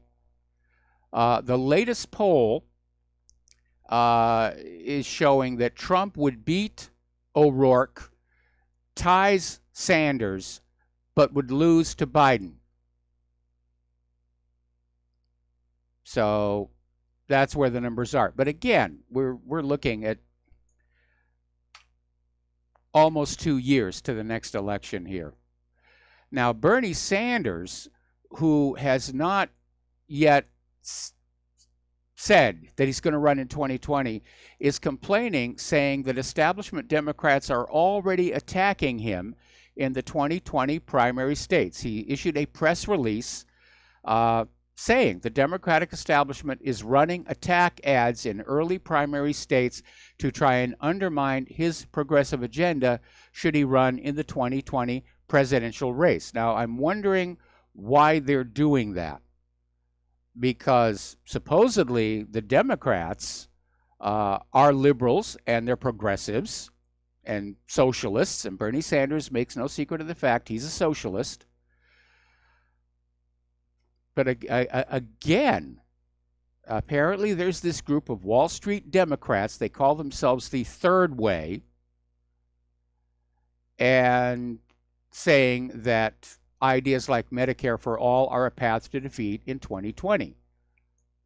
Now, I would actually agree with that. But again, and maybe it's because this is kind of my job to pay attention to all this stuff, but it does seem like that constant campaigning and election process has totally absorbed all of our politicians. They're no sooner out of one election than they're already campaigning for the next one. And I admire those countries that actually have laws saying that campaigns can only run for so many months before the election, because the rest of the time we want these politicians, in theory, trying to make this a better country.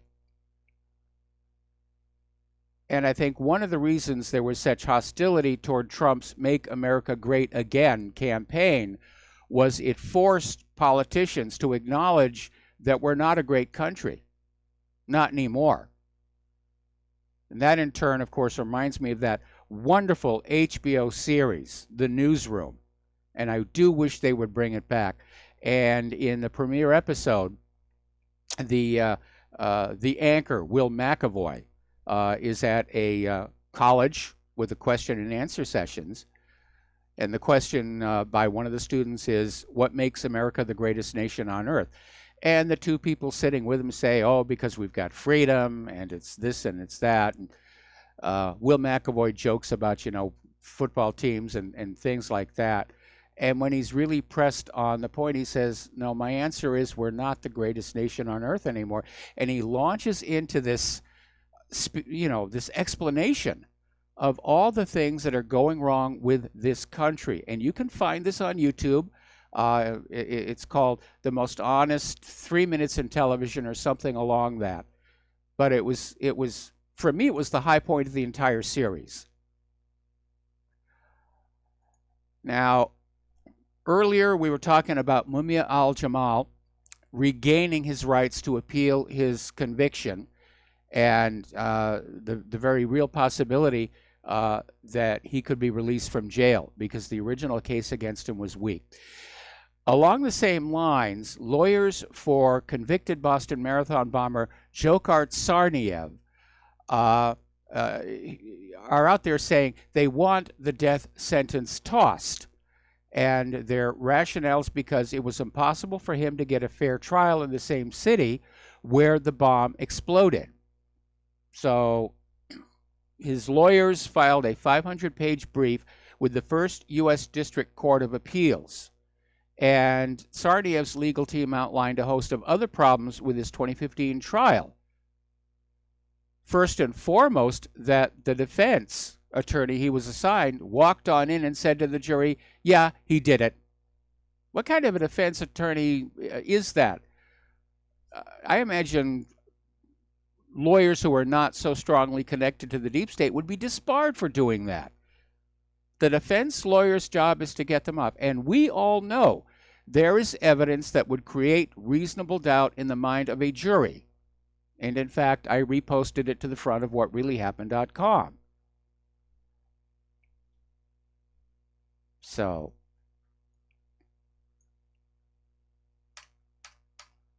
I'd like to see Tsarnaev get a new trial. And I'd like to be able to get in touch with their lawyers with the evidence that we have. You show that to a jury, there's your reasonable doubt. All right, so let's talk about the economic news here coming up on the top of the hour, and the lovely Lady Claire. We've been talking about the growing national debt and how out of control it is. Literally back in the 1990s, there was a state resolution that was going from state to state. It was called the Ultimatum Resolution, which said that when the national debt went over $6 trillion, the federal government would be dissolved. Unfortunately, not enough states voted for it to bring it into effect.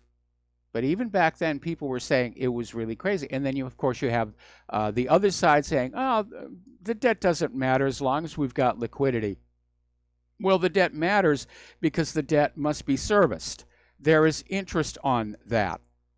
And right now, we are coming up on the point where paying the interest on the national debt, and we're talking about the interest, not the principal, just the interest payments on the national debt will soon exceed national defense spending. And you know how much that is.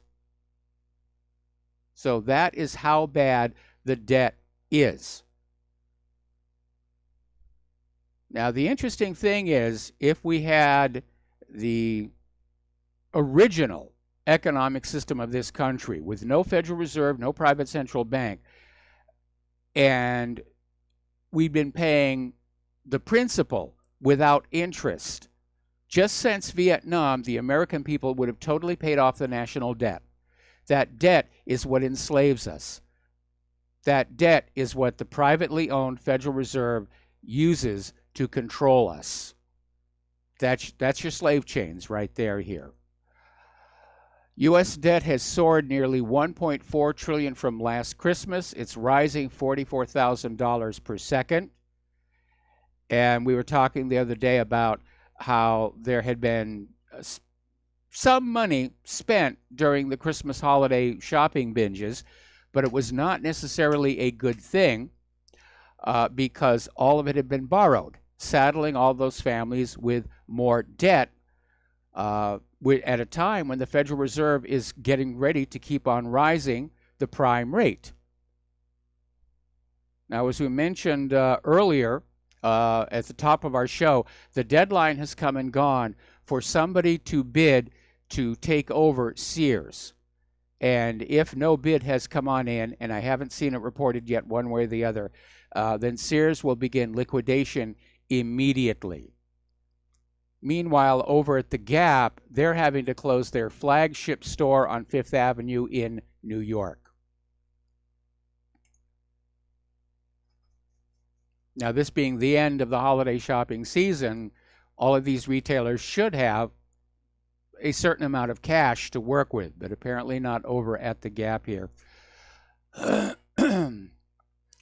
Story coming out of Russia today.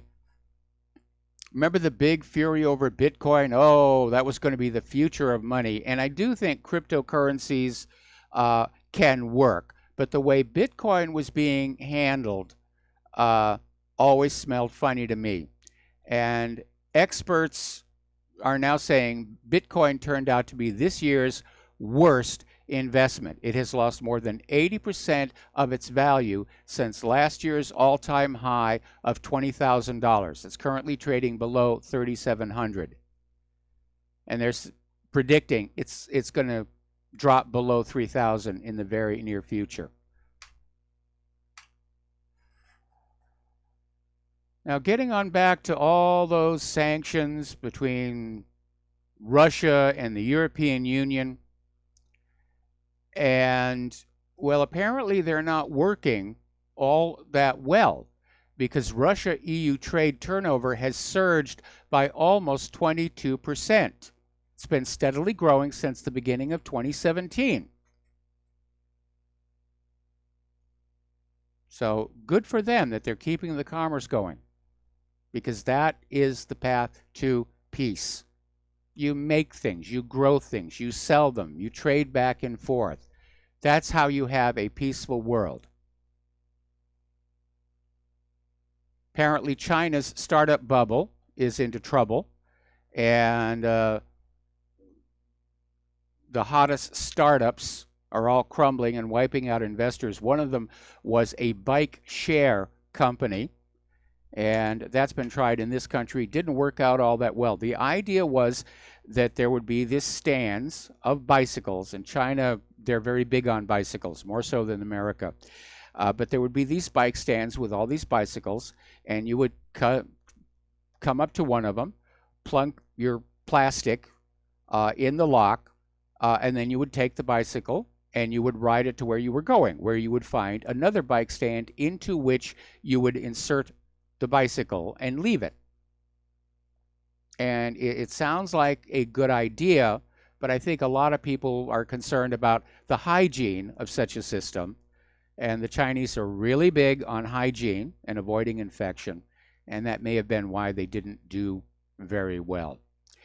Meanwhile, Donald Trump is considering an executive order to ban purchases of Huawei and ZTE equipment over the concern that they're a threat to national security,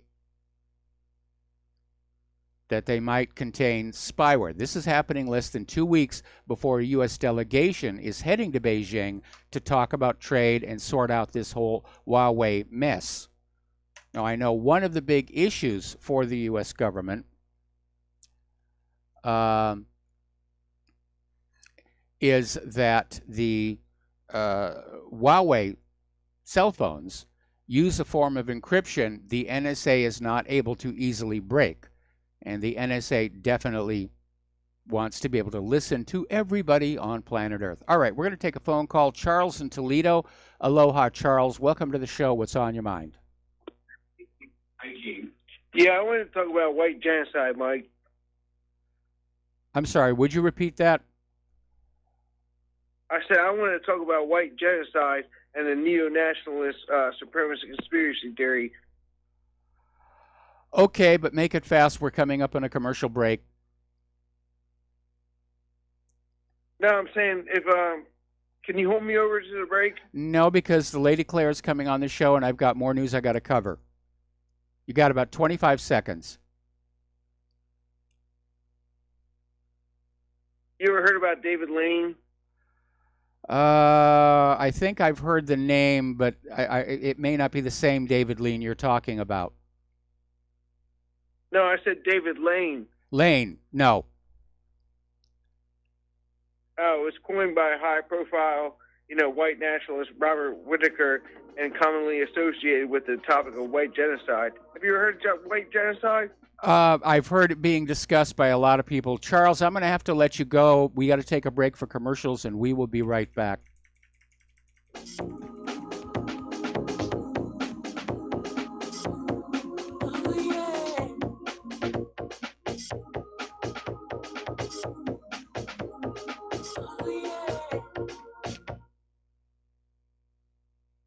Public Broadcasting Network depends on listener support of our advertisers and of our sponsors.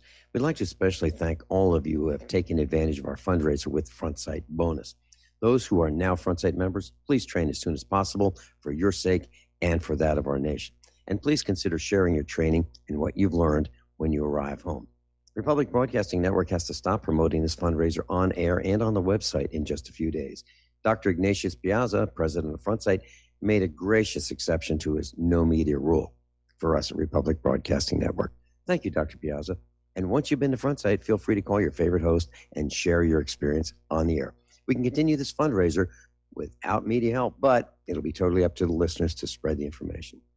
Please call Dan Sutterfield in Missouri at 573-465-2356, 573-465-2356.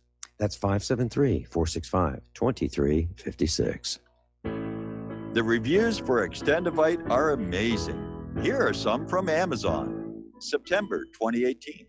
Extendivite works in keeping my blood pressure in the normal range. I've been using Extendivite for many years now. May 2018. Great product. I use regularly and I rarely get sick. March 2018. This product has relieved what appeared to be angina pain in my chest and shortness of breath after climbing stairs. I'm quite happy about it. February 2018. My husband, son, and I have been using this product for a few months now, and we have noticed an improvement in our joints and blood pressure. Tell us your story. Get Extendivite today. To order, call 1-877-928-8822. That's 1-877-928-8822. or visit heartdrop.com. Extend your life with Extendovite.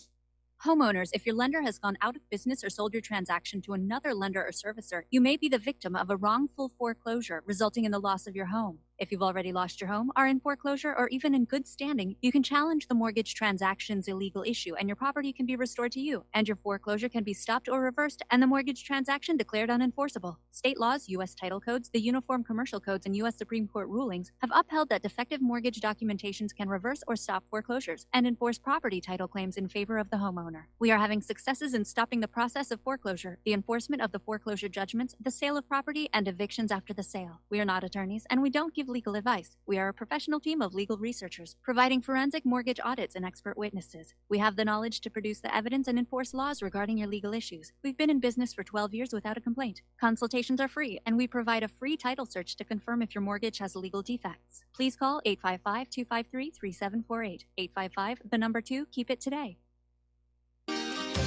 When all this twisted steel was swept away,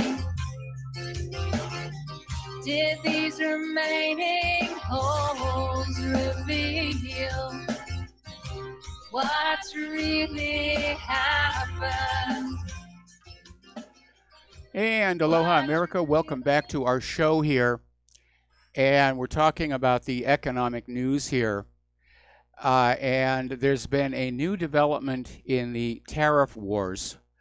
As of the 30th of this month, Tokyo will begin reducing tariffs and easing quotas on products sold by the United States' largest agricultural competitors, including Australia, Canada, Chile, and New Zealand, as part of the new 11-member Comprehensive and Progressive Agreement for Trans-Pacific Partnership.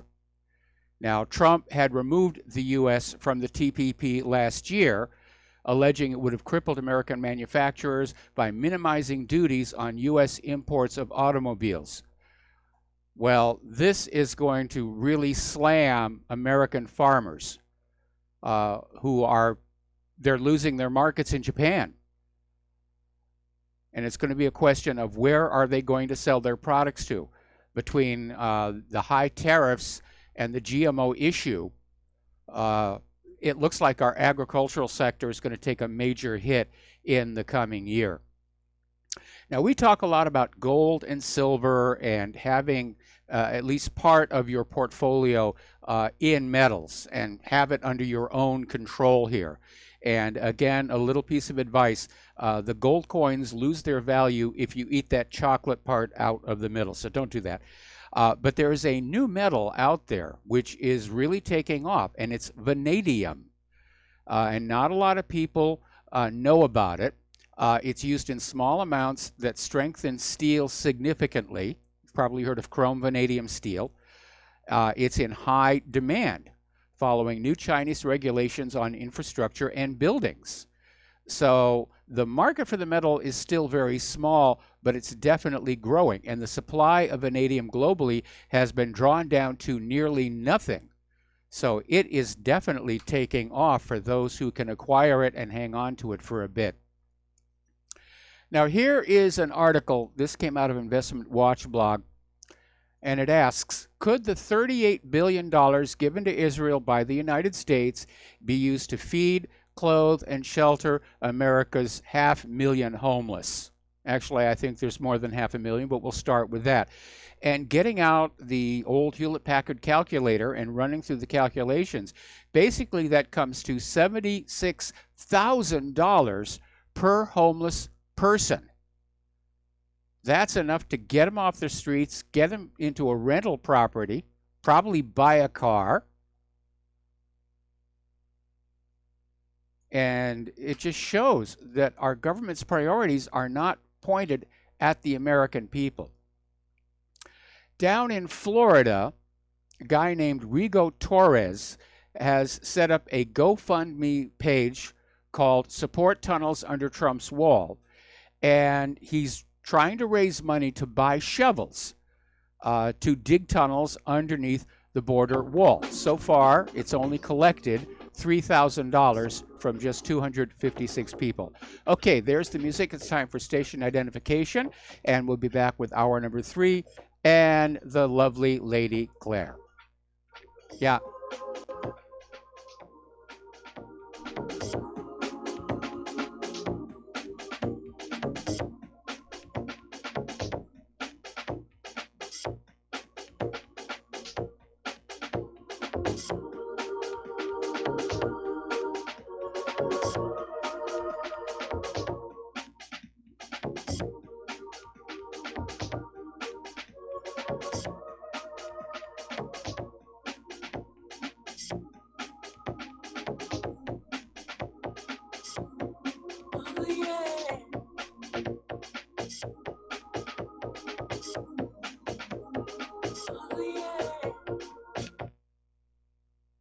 This is too good to be true, except this time it is real. 100%. No joke. How about a $25,000 membership to Front Sight Firearms Training Facility as a thank you bonus for a one-time donation to RBN of only $400? It is a Commander lifetime membership with no yearly fees or dues. The training is free for the rest of your life with over 50 different classes. Then leave it to your designated beneficiary. You provide the approved firearm, holster, ammo, eye, and ear protection. Many features and bonuses are included, more than you would ever expect or believe. This is the ultimate graduation present, wedding gift, etc., etc.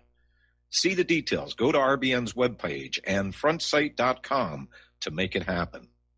You will hear this offer only on this radio network. Help keep RBN alive. Tell 5. This is RBN, the Republic Broadcasting Network.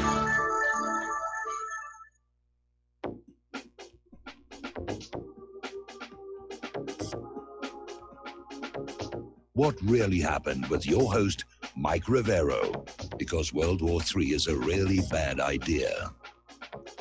Here is your host, Michael Rivero. And aloha, America. Welcome back to our show, hour number 3. And for those of you watching on YouTube, this gorgeous creature sitting next to me is the lovely Lady Claire, who joins us on Friday, hour number 3, and of course, especially for the last live show of 2018. And as I mentioned at the top of the show, RBN is giving the much overworked staff a holiday Monday and Tuesday. So our next live show will be Wednesday, January 2nd, 2019. Before we get into Claire's stuff, though, we do have a caller waiting on the line. Errol in the Netherlands, aloha. Welcome to the show. What's on your mind? Hello, Mike, and hello, Claire. Hello. Hello. Thank you for taking my call. I wrote something down, and maybe this is for a future movie.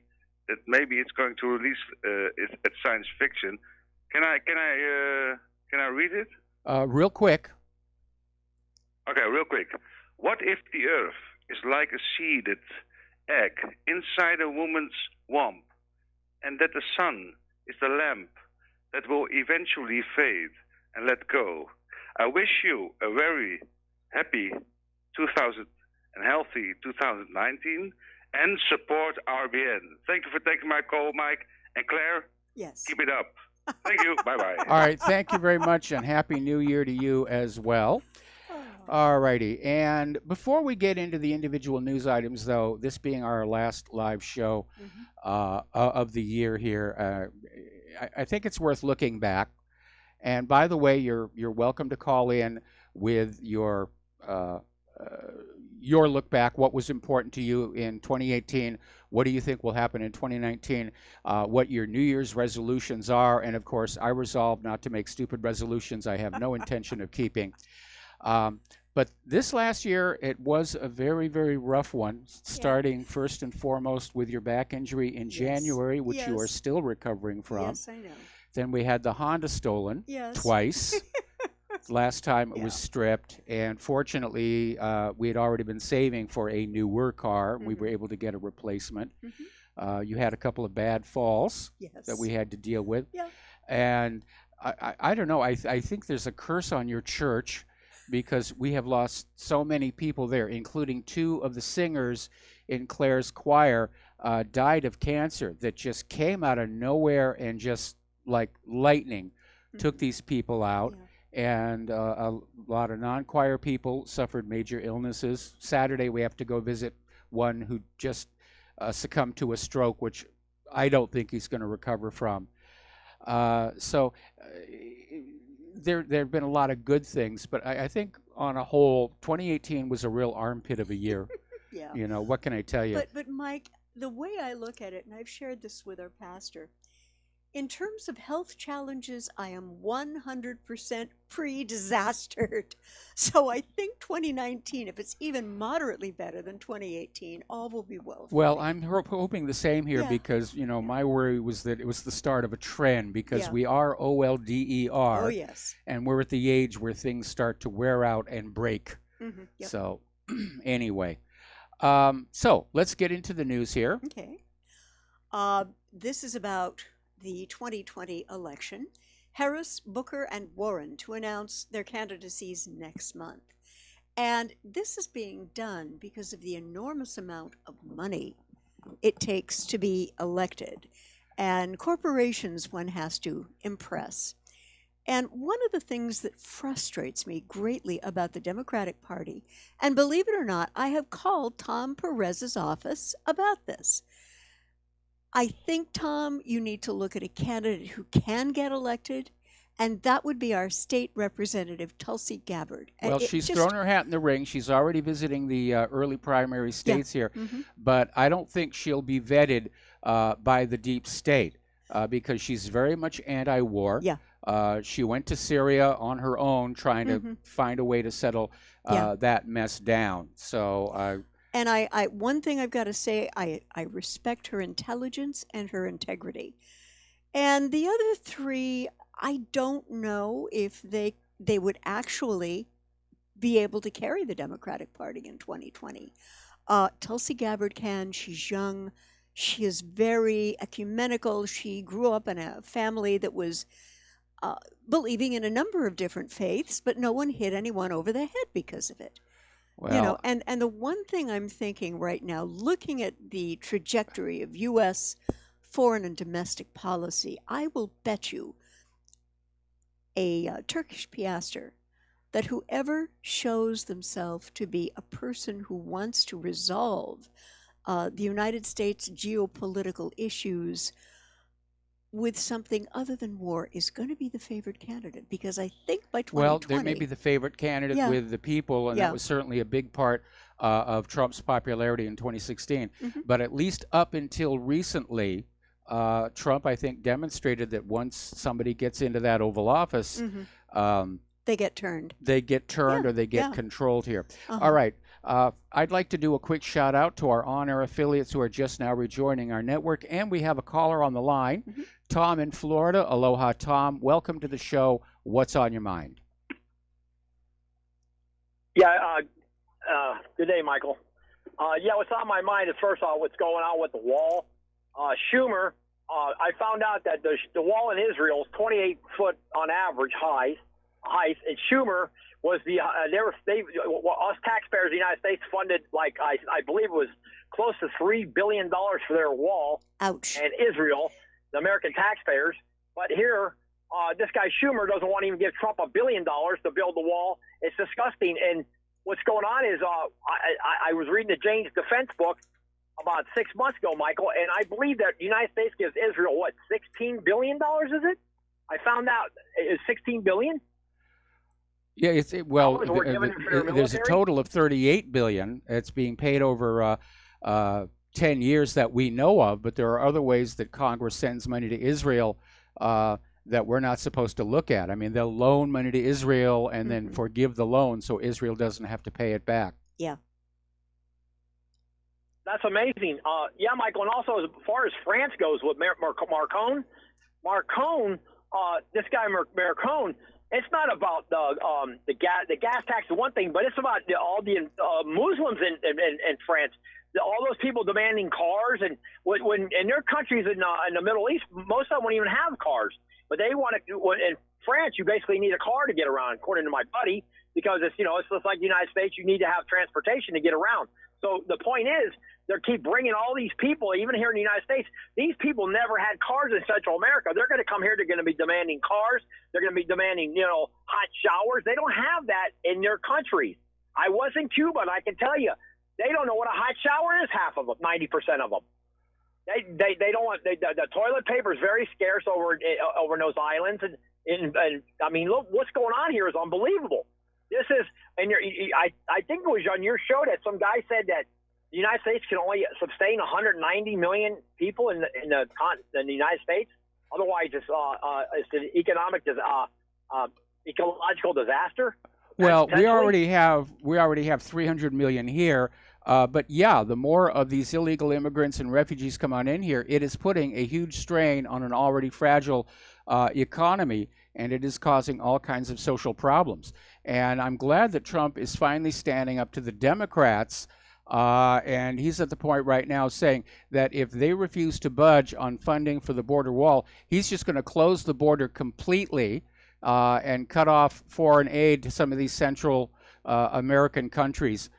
Which, as you know, was a big stink because we're sending more money down to Central America and Mexico for security than the wall itself would cost.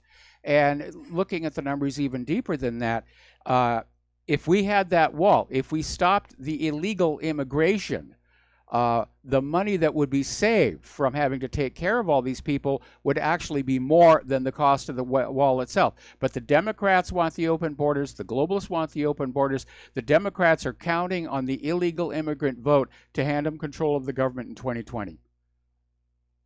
Absolutely, Michael. You're hit it right on the head. Mm-hmm. And, Michael, as far as the language goes, how is it that Spanish can come here and it can keep like 20 radio stations on AM and you only have 3 on AM in English, and no other group, the Germans don't have 20 radio stations in German, the Italians, the Polish, the Danes, the Norwegians. None of these people that came here have all these radio stations and TV stations, but these people have Telemundo, they have all these in our country. Now, can you imagine the Germans are the biggest population in this country, the United States? Could you imagine if 98 million Germans all of a sudden say we want to speak German and we want to have German TV stations and radio stations? They wouldn't allow it. But what's going on with that? How can that be allowed? Well, it's not being allowed. It is simply the refusal. It's the refusal of the immigrants to assimilate. Yeah. And their attitude is, you should speak Spanish to us because that's our language. And I was even seeing this all the way back when we lived in Southern California, where the Hispanic community was out there demanding bilingual traffic signs and bilingual signs in the stores. They wanted separate sections in the school. They wanted to remain Hispanic rather than become American. Mexifornia, Michael. It's Mexifornia. It's Mexifornia. Yeah. Michael, when I was in Costa Mesa, California in 1982, it was a beautiful place. My brother lived out there, and he was doing the block trade. He was laying block and glass block and brick and all that. He did the whole thing, fireplaces. When he left there in 2005, I thought I was in Mexico. I honestly, and all the Americans that were doing block and brick and all the trades, they all got wiped out. This was by design. Believe me, California was the state of Nixon and Reagan. Yes. Look at it now. And you got that clown Brown saying, well, you know what, you Democrats are going too far left now. Unbelievable. It's crazy. It really is out of control. But if you look across this country, every place that has been under Democratic control for years and years, they're in serious trouble because ruination, Michael. Yeah. You look at Baltimore. You look at Chicago. It's a mess. It's just Detroit? A pure mess. Yeah. No, we are an empire in decline. We're an empire in decline. Yes, sir. Well, Happy New Year, Michael. God bless you all. And you and your host, Happy New Year. You have a great New Year. All right, thanks an awful lot. Thanks an awful lot. And Happy New Year to you, John. Okay, so getting on back to the news here. I love this. Cohen-Prague claim crumbles as McClatchy reporter admits to third-hand information. And apparently there was an interview yesterday with McClatchy's Greg Gordon, and he revealed that he and his colleague, Peter Stone, oh my, had actually not seen the underlying evidence that a phone call allegedly traced to Cohen briefly sent signals ricocheting off cell towers in the Prague area in late summer 2016, a report which echoed their April claim that special counsel Robert Mueller had evidence of Cohen's trip. Not. Which, according to the controversial, completely discredited Steele dossier, was to meet with Kremlin leaders inside to make arrangements to pay Russian hackers. Well, this is a major embarrassment, and of course, the reason that this all came up is Cohen's passport showed that he never went there, and so somebody came up with this thing. Well, we got his cell phone. His cell phone was pinging towers, and we don't know why it's not on his passport, but there's the proof. Well, second of all, you can spoof a cell phone. If you know what you're doing, you can make your phone look like somebody else's. But setting that aside, clearly this was all made up. They're trying to bolster this case. I get a sense of panic coming from Mueller. Desperation on the cusp of madness. Absolutely here. I'd like to pop on over now to Zero Hedge, and if you folks haven't looked at it yet, treat yourself. Do yourself a favor. We don't always agree. We're not always seeing eye to eye. But Tyler Durden, who is the primary webmaster, does, for me, a pretty creditable job most of the time. Now, he was carrying an article about Pat Buchanan, 2020, year of the Democrats? Maybe not. And he talked a lot about this whole thing of identity politics, which has to do with race, ethnicity, and a complete, utter sense of being offended at anything, you know. And I kind of had to make the observation that identity politics can work for a while, but because of its nature as being so fractious, and it can tear people apart, and it can tear a party apart into pieces for the long term. Mike, what do you think? I absolutely agree. And these various stunts that are pulled, they work short term until people realize how they're being played. And hopefully sometime between now and the 2020 elections, we're going to have people waking up and realizing what utter nonsense all this transgender stuff was, and how different racial groups were being suckered into hating each other. They were being set up. They were being set up. They were being big time, manipulated. That all of these groups that were fanning the flames of racism, like Black Lives Matter, they were bought and paid for by political activists to keep people stirred up. To play that identity politics. And of course, Hillary played identity politics in 2016 because the Democrats don't really have any ideas. They didn't have a platform. They didn't have a platform. And what they have been doing in these various cities, like we were saying, Baltimore, is clearly not working. And people are looking around and saying, yeah, the Democrats are really good at, you know, rabble rousing, getting people to get angry and offended, but the quality of life is still going down. The jobs are going away, and this very Democrat-supported open borders policy is impacting our economy. It's impacting the job market. It's causing all kinds of crime. Not to mention contagious diseases being reintroduced. Oh, yeah. I mean, diseases we have not seen in the United States for decades. And so hopefully between now and 2020, Americans are going to wake up and realize that the Democrats are so totally obsessed with just maintaining their power, their grip on power. They're not really doing anything positive for the nation and its people. And the optics are pretty lousy, and I'm going to go into this at a little bit more depth. Apparently, Nancy Pelosi is spending the shutdown at a Hawaii resort praying for rain. I mean, not really. Maxine Waters is in the Bahamas. Now, contrast this. President Trump canceled his Florida trip to try to get something done and try to get a rapprochement with the Democrats. And it seems to me like Pelosi and Waters have just run away from their constituencies, who probably have some very hard questions regarding the border wall issue and the costs of illegal immigration. Now, this is why, while President Trump cancels his trip to Florida in order to break the stalemate, I think that was very noble of him. And these ladies, I mean, many of them have people who are first or second generation Americans. Many of them have worked very hard, but they know that if there is this flood of more illegals, that if they are doing something, they're going to be getting undercut, you know, in terms Yes, of performing jobs. they absolutely Yeah, are. Yeah. And, you know, it's kind of interesting to note that the legal immigrants are getting tired of all this as well, because Yeah. they're tired of being conflated with Yeah. the illegals. Yeah. And it's causing them all kinds of problems. Mhm. Now, Congress is adjourned until next Thursday. I'm sorry, next Wednesday. Mhm. And no, it is next Thursday. Yeah. And so I can understand that Pelosi and Waters might want to skedaddle out of town. They don't want to listen to any questions about No, the wall. no. They have decided they're going to fight this thing tooth and nail, Mhm. because without the flood of illegal immigrants, their election prospects in 2020 Are grim. begin to erode. Yeah, they do. Okay. They do. Yeah. So Donald Trump, of course, has tried to come up with some compromise plans. Mhm. Pelosi dissed him, saying that Trump's latest officer was a beaded curtain.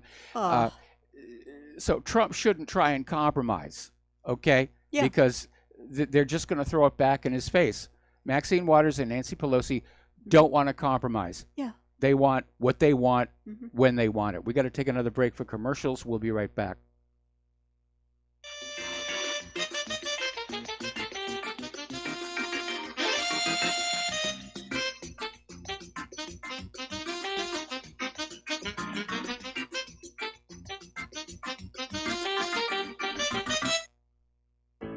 Many people write us about their experience with Extendivite. Allow me to read you some from Amazon.com. This product is superb. I have been taking it for about a year now, and I can feel my cardiovascular system run like a Swiss watch. I definitely recommend this product for anyone that has high cholesterol, high blood pressure, and heart palpitations, A+. It's potent, but it works. I have been waking up for the past 3 years with numb hands, and a week into using Extendivite, my numb hands seem to have cleared up. My circulation was off, and now it's back on track. So I'm happy. I feel so energized, and I have my husband on it now. My mother-in-law has cholesterol problems, so I bought her a bottle as well. Thank you so much. Love the product. Tell us your story. Get Extendivite today. Call 1-877-928-8822 or visit heartdrop.com. Extend your life with Extendovite. Attention RBN listeners. Dr. Ignatius Piazza, founder of Frontsight Firearms Training, and Fate have come together to allow RBN to run another fundraiser till the end of the year. We didn't really expect this opportunity, but thankfully it's here and running as you hear this. We've set a goal of 500 donations by the end of the year, which averages around 6 per day, 7 days a week. When you realize all the folks listening to RBN all hours of the day and night, we think our goal is realistic and extremely critical to keep RBN on the air. If everybody listening will seriously assess their ability with firearms and then take advantage of this opportunity, we feel our goal is very conservative. Please take the time to look over Frontsight's website to get an idea of an amazing facility and the world-class training that's going on there. If this interests you, you likely will have like-minded friends that would like to know. Tell them. If for some reason some listeners are not personally interested, consider sons and daughters, close friends, nieces or nephews, top valued employees, inform club members, share the opportunity with police and fire departments. It's not too early to plan Christmas presents for special people. This fundraiser has come at an extremely critical time for RBN because the dire need for equipment upgrades. We're running on the spare tire currently with no money to fix a flat, and the fuel gauge is bouncing on E. This is one of the most valuable ways you can help RBN financially because you get Commander lifetime membership value that is 50 times your donation and can be passed on forever. How many times during life do you get to leave a legacy? See more details and contact info on our webpage, republicbroadcasting.org, and thank you. We the people, in order to form a more perfect union, establish justice, ensure domestic tranquility, provide for the common defense, promote the general welfare, and secure the blessings of liberty. And aloha, America. Welcome back to our show here. And let's do a few more news stories. And then I want to sort of talk about what we're likely to see in 2019. Fine. I think that would be great. I read today that Wells Fargo has had a very, very good week. Now, you may not realize it when I tell you what the good week was, but from a standpoint of their executive offices, oh, this was heaven on a bun. Wells Fargo agrees to pay $575 million to resolve state investigations of their business practices in all 50 states. Guys, let me get my head around this, please. What this is tantamount to a bribe by Wells Fargo to all 50 states' district attorneys to close their investigation on Wells Fargo's potentially illegal actions. This is to the Attorney Generals. Attorneys General, and create their own bank-hired teams to review and respond to customers' complaints about its banking and sales practices. Mike, the thing that is wrong with this picture is everything, because no one who signed off on initiating these practices goes to jail, and the bank can continue business as usual. And of course, Wells Fargo will simply take a large chunk of that $500 million off of their taxes, shifting the economic burden back onto the people, and they'll make up the rest of it by increasing fees on their customers. So I'm wearing an appropriate T-shirt today that one of our listeners sent in. You know, that Jesse James was right. The bankers are the real outlaws. And why anyone would continue to bank with an institution like this, the name of which should be Wells Gangsta Fargo, is a complete and utter mystery to me. I don't know why they do it. Okay, we got a caller on the line here, so we're going to go to Mark in Georgia. Aloha, Mark. Welcome to the show. What's on your mind? I think it was entirely appropriate you're contending with that guy who, when you said he's broad brushing, he said, "No, you're saying a white one." No, he's making a generalized accusation, just like people make generalized accusations against Muslims, and like they always ignore context. But the thing is, the problem is not Jews. The problem are people that feign to have a moral standard. And Ezekiel 18 makes very clear the man who, verse 20 in particular, the man who sins is the one who dies. A father's not going to be held accountable for his son's sins, or his son's not going to suffer for his own sins. The sins of the father will be visited on the son, but that doesn't mean that they'll, but the thing is that we're all going to be accountable for our own actions. And to make an indiscriminate statement that Jews in general are the problem is completely missing the fact that Aaron Russo was a very morally sound Jew who warned us about this phony named Nick Rockefeller, warned him, and if you listen to that warning, it sounds a lot like Revelation 13. We didn't cite that passage, but actually I saw the earlier version of America Freedom Dispatch. It did not contain the reference to Revelation 13, but the later version that wound up getting released did.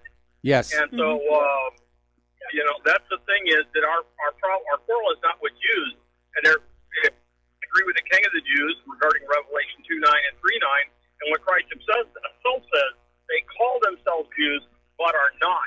And if they were legitimately Jewish, if they really did have a moral standard, that is what I mean by that, then we wouldn't be at odds with them.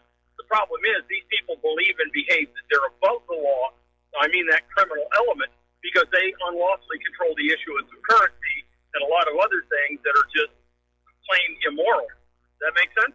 Yeah, that makes a lot of sense, and that really is the issue. There are good people and there are bad people, and good people do good things, bad people do bad things. Both will often use religion as their excuse, but there are a lot of Jewish people who are, in fact, very moral. Aaron Russo was one, Renee Valente was another.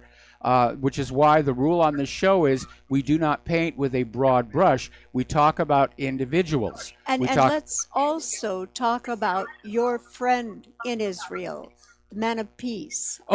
Steve Amsel. God bless him. Steve He's a Amsel wonderful over soul. at Desert Peace. Yeah, definitely. Is another good one. Yeah. And Gilad Atzmon, obviously, yes. a very moral person, very courageous person as well. Yes.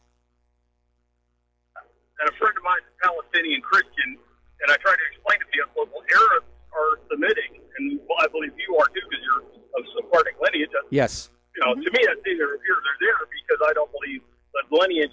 I mean, you can have a heritage that you can either live up to or try to live down, depending on how you see things. But the thing is that the thing I try to be clear, I agree with Jews of good conscience who are slandered as so-called self-hating Jews because they criticize the actions of the Israeli government, and when you obstruct needful corrective measures, it only makes a bad situation worse because impunity brings out the worst in people.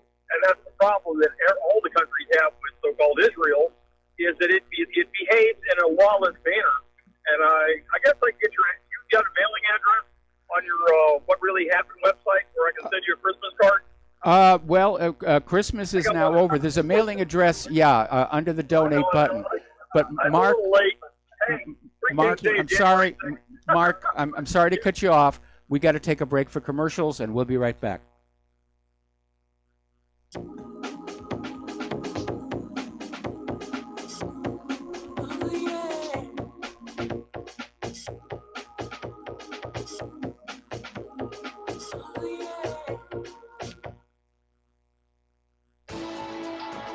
You are tuned in to the Republic Broadcasting Network.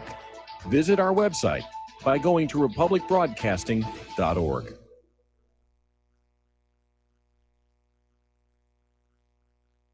Do you worry a lot? If you're forgetful, nervous, moody, or overwhelmed, chances are you're not protecting yourself from the ravaging effects of stress and anxiety. No matter the cause, ongoing stress and elevated levels of the stress hormone cortisol can rob your memory, your health, your quality of life, and your future. Now you can combat the effects of stress and anxiety while improving your memory and recall at the same time with the dietary supplement Calm and Clever. Studies show that the ingredients in Calm and Clever reduce cortisol by as much as 30% in as little as 1 to 2 weeks and increase your ability to recall facts, names, and numbers in 4 to 12 weeks. Calm and Clever was created by scientist Kurt Hendricks, a principal investigator in 2 NIH-funded studies on Alzheimer's disease. Try Calm and Clever for 2 months. You'll feel the difference. Call 1-800-758-8746 or go to calmandclever.com.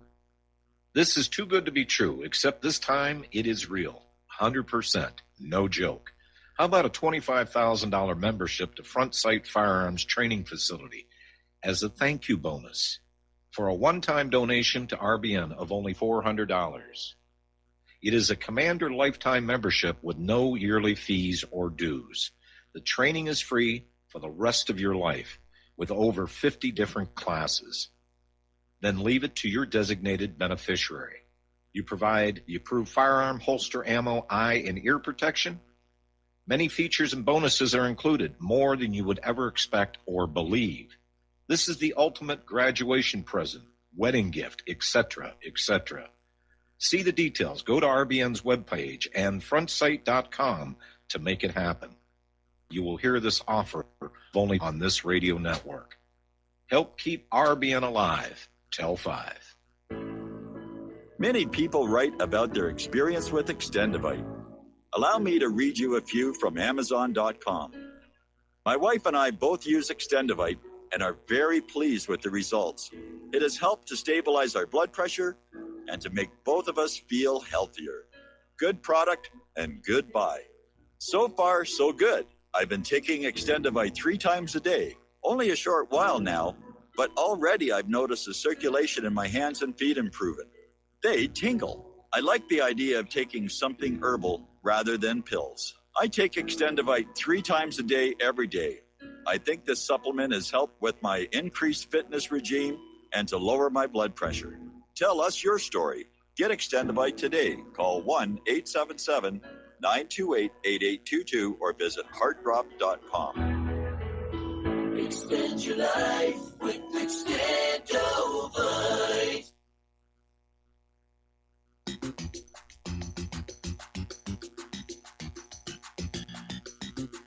Welcome to What Really Happened Radio. Visit us online at whatreallyhappened.com. And now, set your eyes on the future and let's consider what really happened.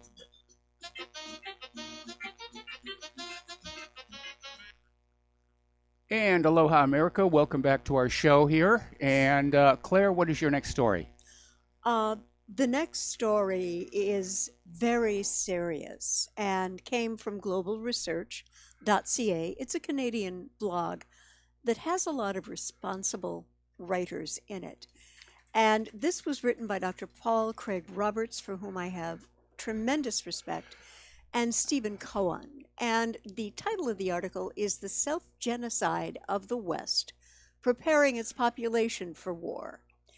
And what they're saying is that the Democrats seem to have a real interest in the vilification of Russia because Russiagate sort of, kind of explained Hillary's loss in the 2016 presidential election. And they give Democrats hope for removing Trump from office. And unfortunately, the media is not going to tell us what is really happening out there. And here's an article that tells me that we are very close to being at war with Russia and kind of validating what these gentlemen are talking about. Now, this article comes from the BBC. And BBC, I'm listening, I'm watching. If you keep telling lies like this, you're going to hear about it. Well, remember, BBC is the network that announced the collapse of World Trade Center Building 7 26 minutes before it happened. All right, now I'm quoting this. A couple things have to be quoted. Russian forces annexed Ukraine's Crimea Peninsula in March 2014, a move condemned internationally. Crimea has a Russian-speaking majority. And now, of course, that's not what happened. No, and I'm going to get into that. Okay. Yeah, BBC has sort of sunk from delivering excellence in journalism to consistently belching its putrid, foul codswallop on the minds of its readers, constantly capitulating to the British and U.S. government's war-centric agenda over the truth. And they believe they're suffering from magical thinking. They believe that this will absolutely be received by their readers as gospel, solid fact. But I would have to politely suggest to the management of BBC that may have been a point in the past, but it's not the case at this point in the 21st century. And there are a couple of reasons why. First is that U.S. and U.K. citizens are both war-weary, war-skeptical, and looking to independent resources to actually get the news. And, well, BBC, you're going to get it. Peacefully, quietly, but you're going to get it.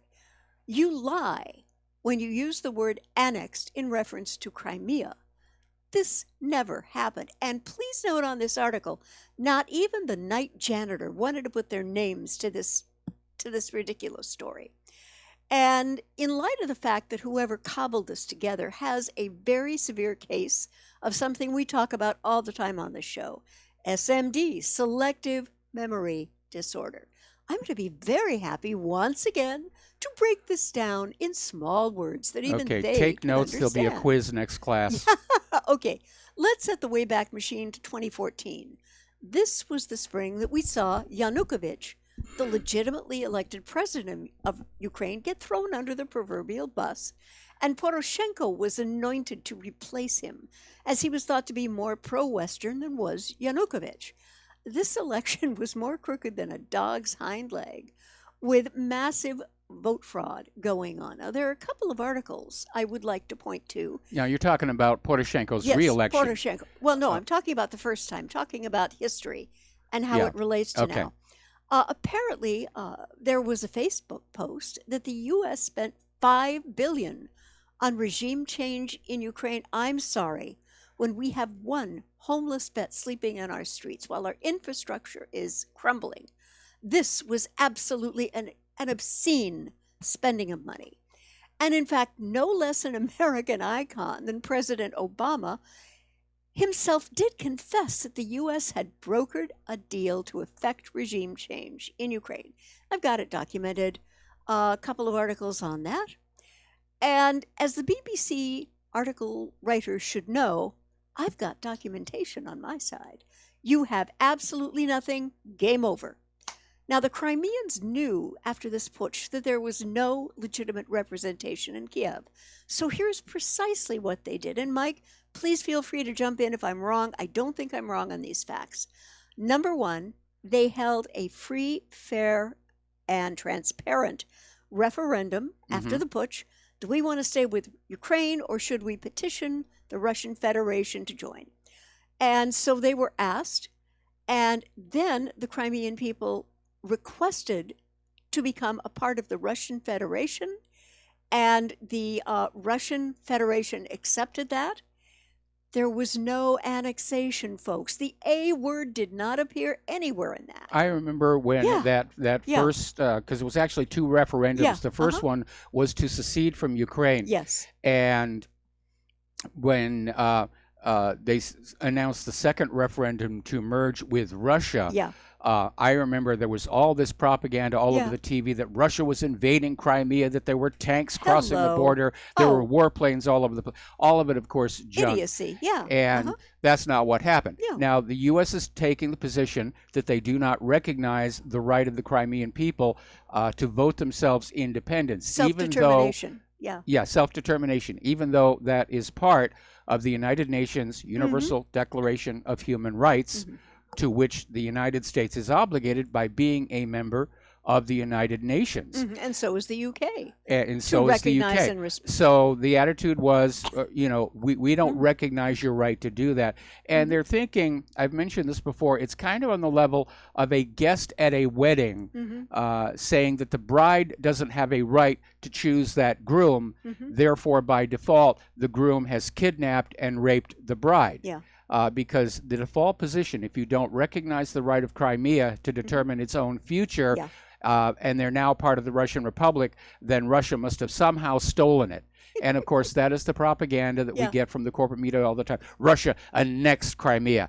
Did not happen that way. It is a big, big, big lie. Absolutely. And we all know that demonization of a country for what it absolutely did not do, and supporting that demonization through sanctions, again, for what it absolutely did not do, are generally a prelude to a shooting war. And Mike, I've got to tell you, as you just mentioned, the US and UK are signatories to the UN Charter, which enshrines the concept of peaceful self-determination.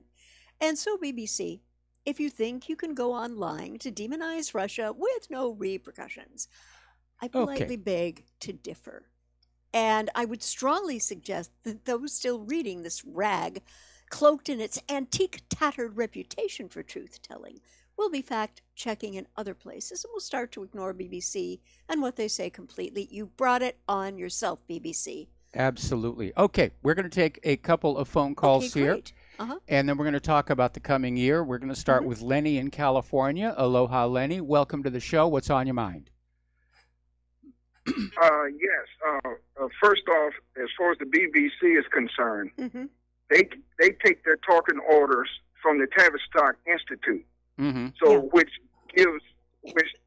is in the business of programming the nature out of people and programming what they want to into people. There used to be when a lie was called a lie. Okay, now it's called misspoke, or I misdid, or they give you these talking points, and then the human beings, being the functional or the falleners that they are, have a tendency just to follow along. Okay, but let me get back to what I called for, and that was about generalization. I remember when I was a student in college, and I had a professor who had assigned us an assignment, and he seemed surprised that I made an A on the assignment. So after class, he stopped me and he said, "I would like to talk with you." And he said, well, "I have a question for you. Why can't the rest of them be like you?" And I thought to myself, here's a so-called professor in a collegiate university who's in the charge of young people's minds, yet he's using a generalization to get me, a specific person, to answer his generalized question. And I thought to myself, well, what the hell are you going to think of me if I even try and answer that? So I gave him a look to tell him, you should stop in your questioning at this point. Now, Mike, to prove my point, I remember I saw a movie years later. It was called Deep Cover, starring Lawrence Fishburne and Jeff Goldblum. Yes. Yes. And they were hiring this so-called black cop, and they asked Lawrence Fishburne in the interview, what's the difference between a black man and a so-called nigger? And Lawrence Fishburne looked at the white interviewer and said, a nigger is the one who would even bother trying to answer a stupid question like that. That was a good line. Yeah. That was a good line. Yeah. I want to go back to your great, college man. It was professor. I want to go back to your college professor.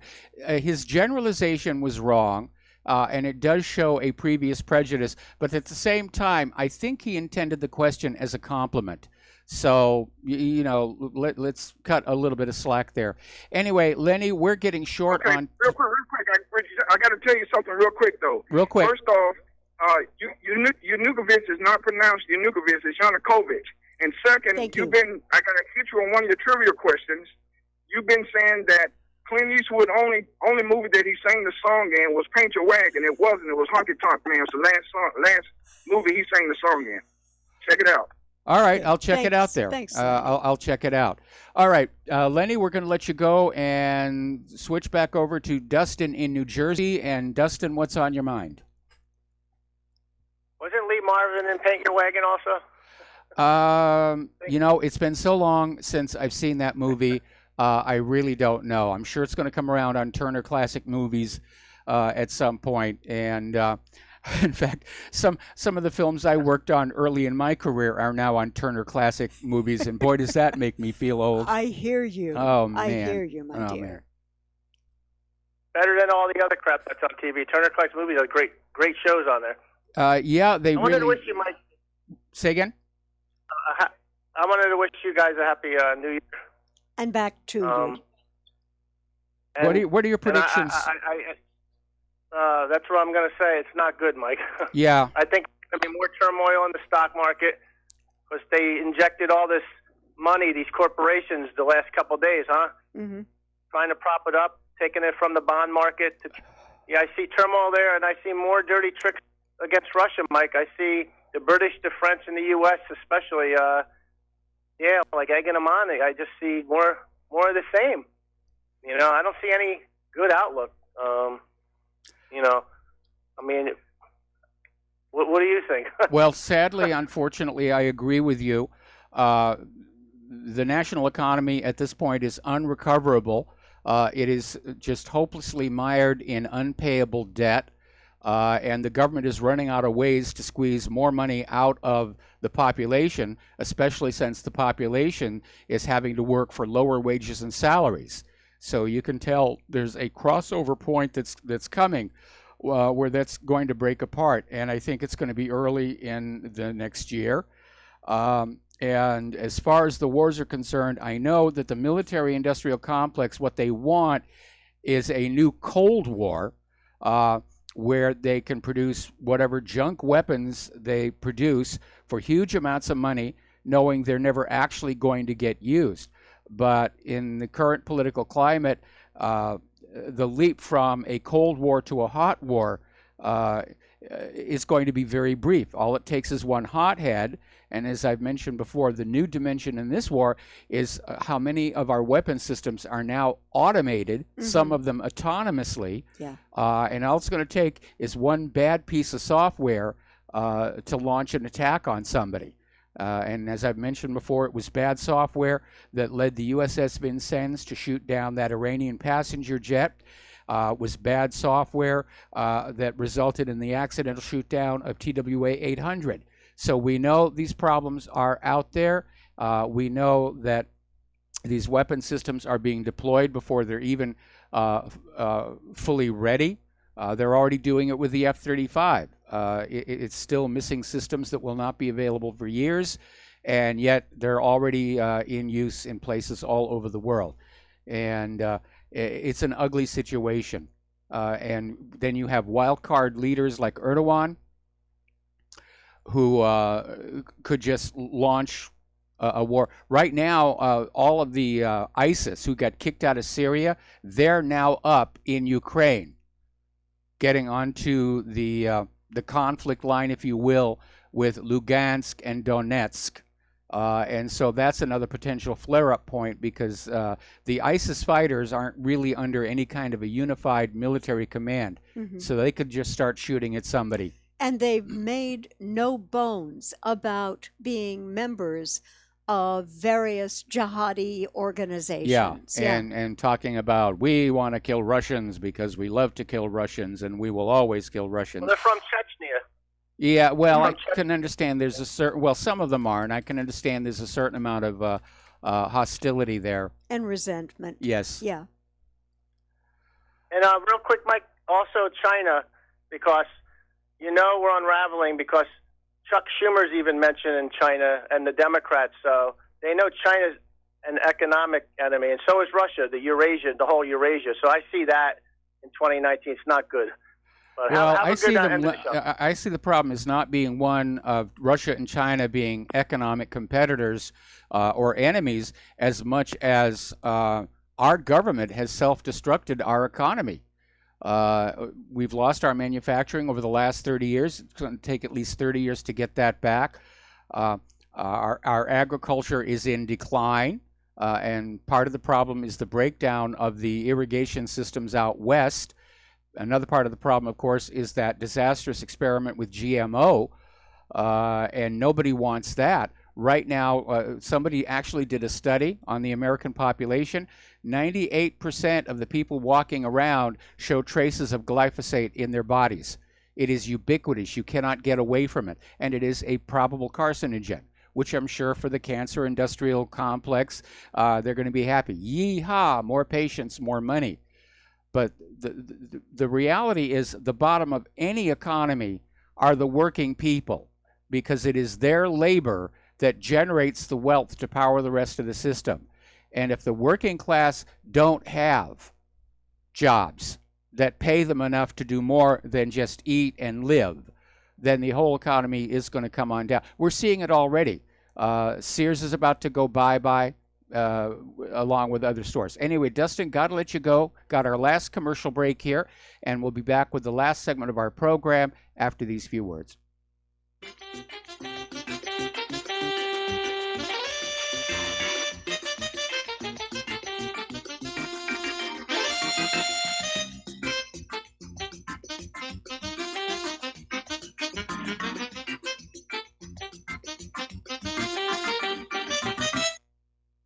Ladies and gentlemen, J.R. Moore here. As most of you know, my regular listeners, I offer energy cleaners for sale at my website. If you don't have a clue what I'm talking about, go to my website, thelibertyman.com, educate yourself about these marvelous healing devices. We focus on pain mitigation and getting a great night's sleep. Arthritis pain, joint pain, back pain, doesn't matter. Keep in mind, I offer from me to you personally a 30-day money-back guarantee. That's what I do. Energy cleaners, $285, shipping included to American zip codes. You can educate yourself all about the energy cleaner right there at my website, the patent application, the wonderful testimonials. Be sure and check out the factory-made fitted mattress pads to go with the energy cleaner. Now, I offer from me to you personally a 30-day money-back guarantee. That's what I do. I have a toll-free order line, or you can order it right at my website at thelibertyman.com. The toll-free order line is 800-592-9543. I say again, 800-592-9543. Thank you. Without the right accessories, any guy can be off the mark. Whether you've invested thousands in your arsenal or you own a single trusted firearm, a visit to AROutfitting.com is in order.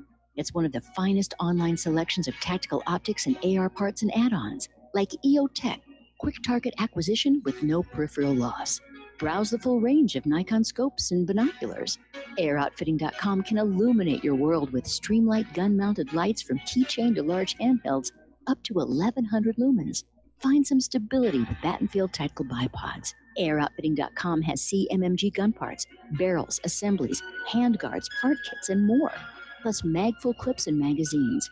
I know I've got you excited, so take a breath.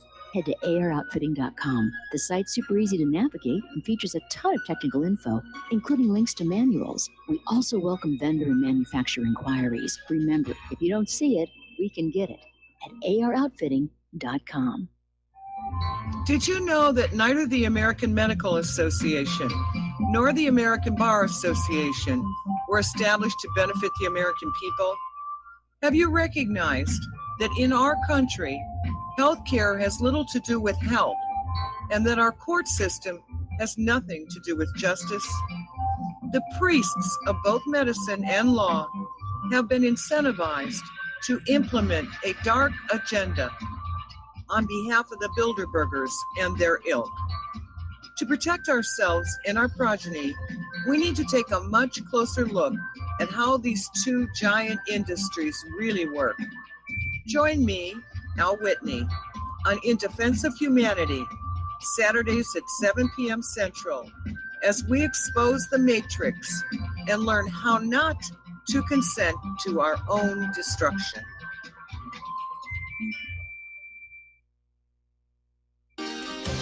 When all this twisted steel was swept away, did these remaining holes reveal what's really happened? And aloha, America. Welcome back to our show. Last segment of our last live show of 2018, and that's my lead-in to ask Claire, what do you think 2019 is going to be like? I'm very concerned, as you know, about the trajectory of U.S. domestic and foreign policy. I think that in terms of the deep state, the Pentagon, and the White House, their brains are creating, or rather writing checks for a military that the military cannot cash.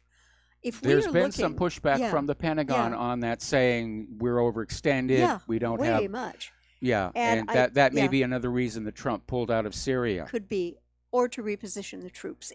History will sort of sort that out. Yes. But I'm deeply concerned about the belligerence of the United States right now around the world, and its concept that it cannot get what it wants geopolitically without a war, you know. And they want to drag the world back to Bretton Woods. I mean, but I mean, we don't make it. We don't manufacture anything anybody wants to buy. Even our defense industries are starting to lose sales.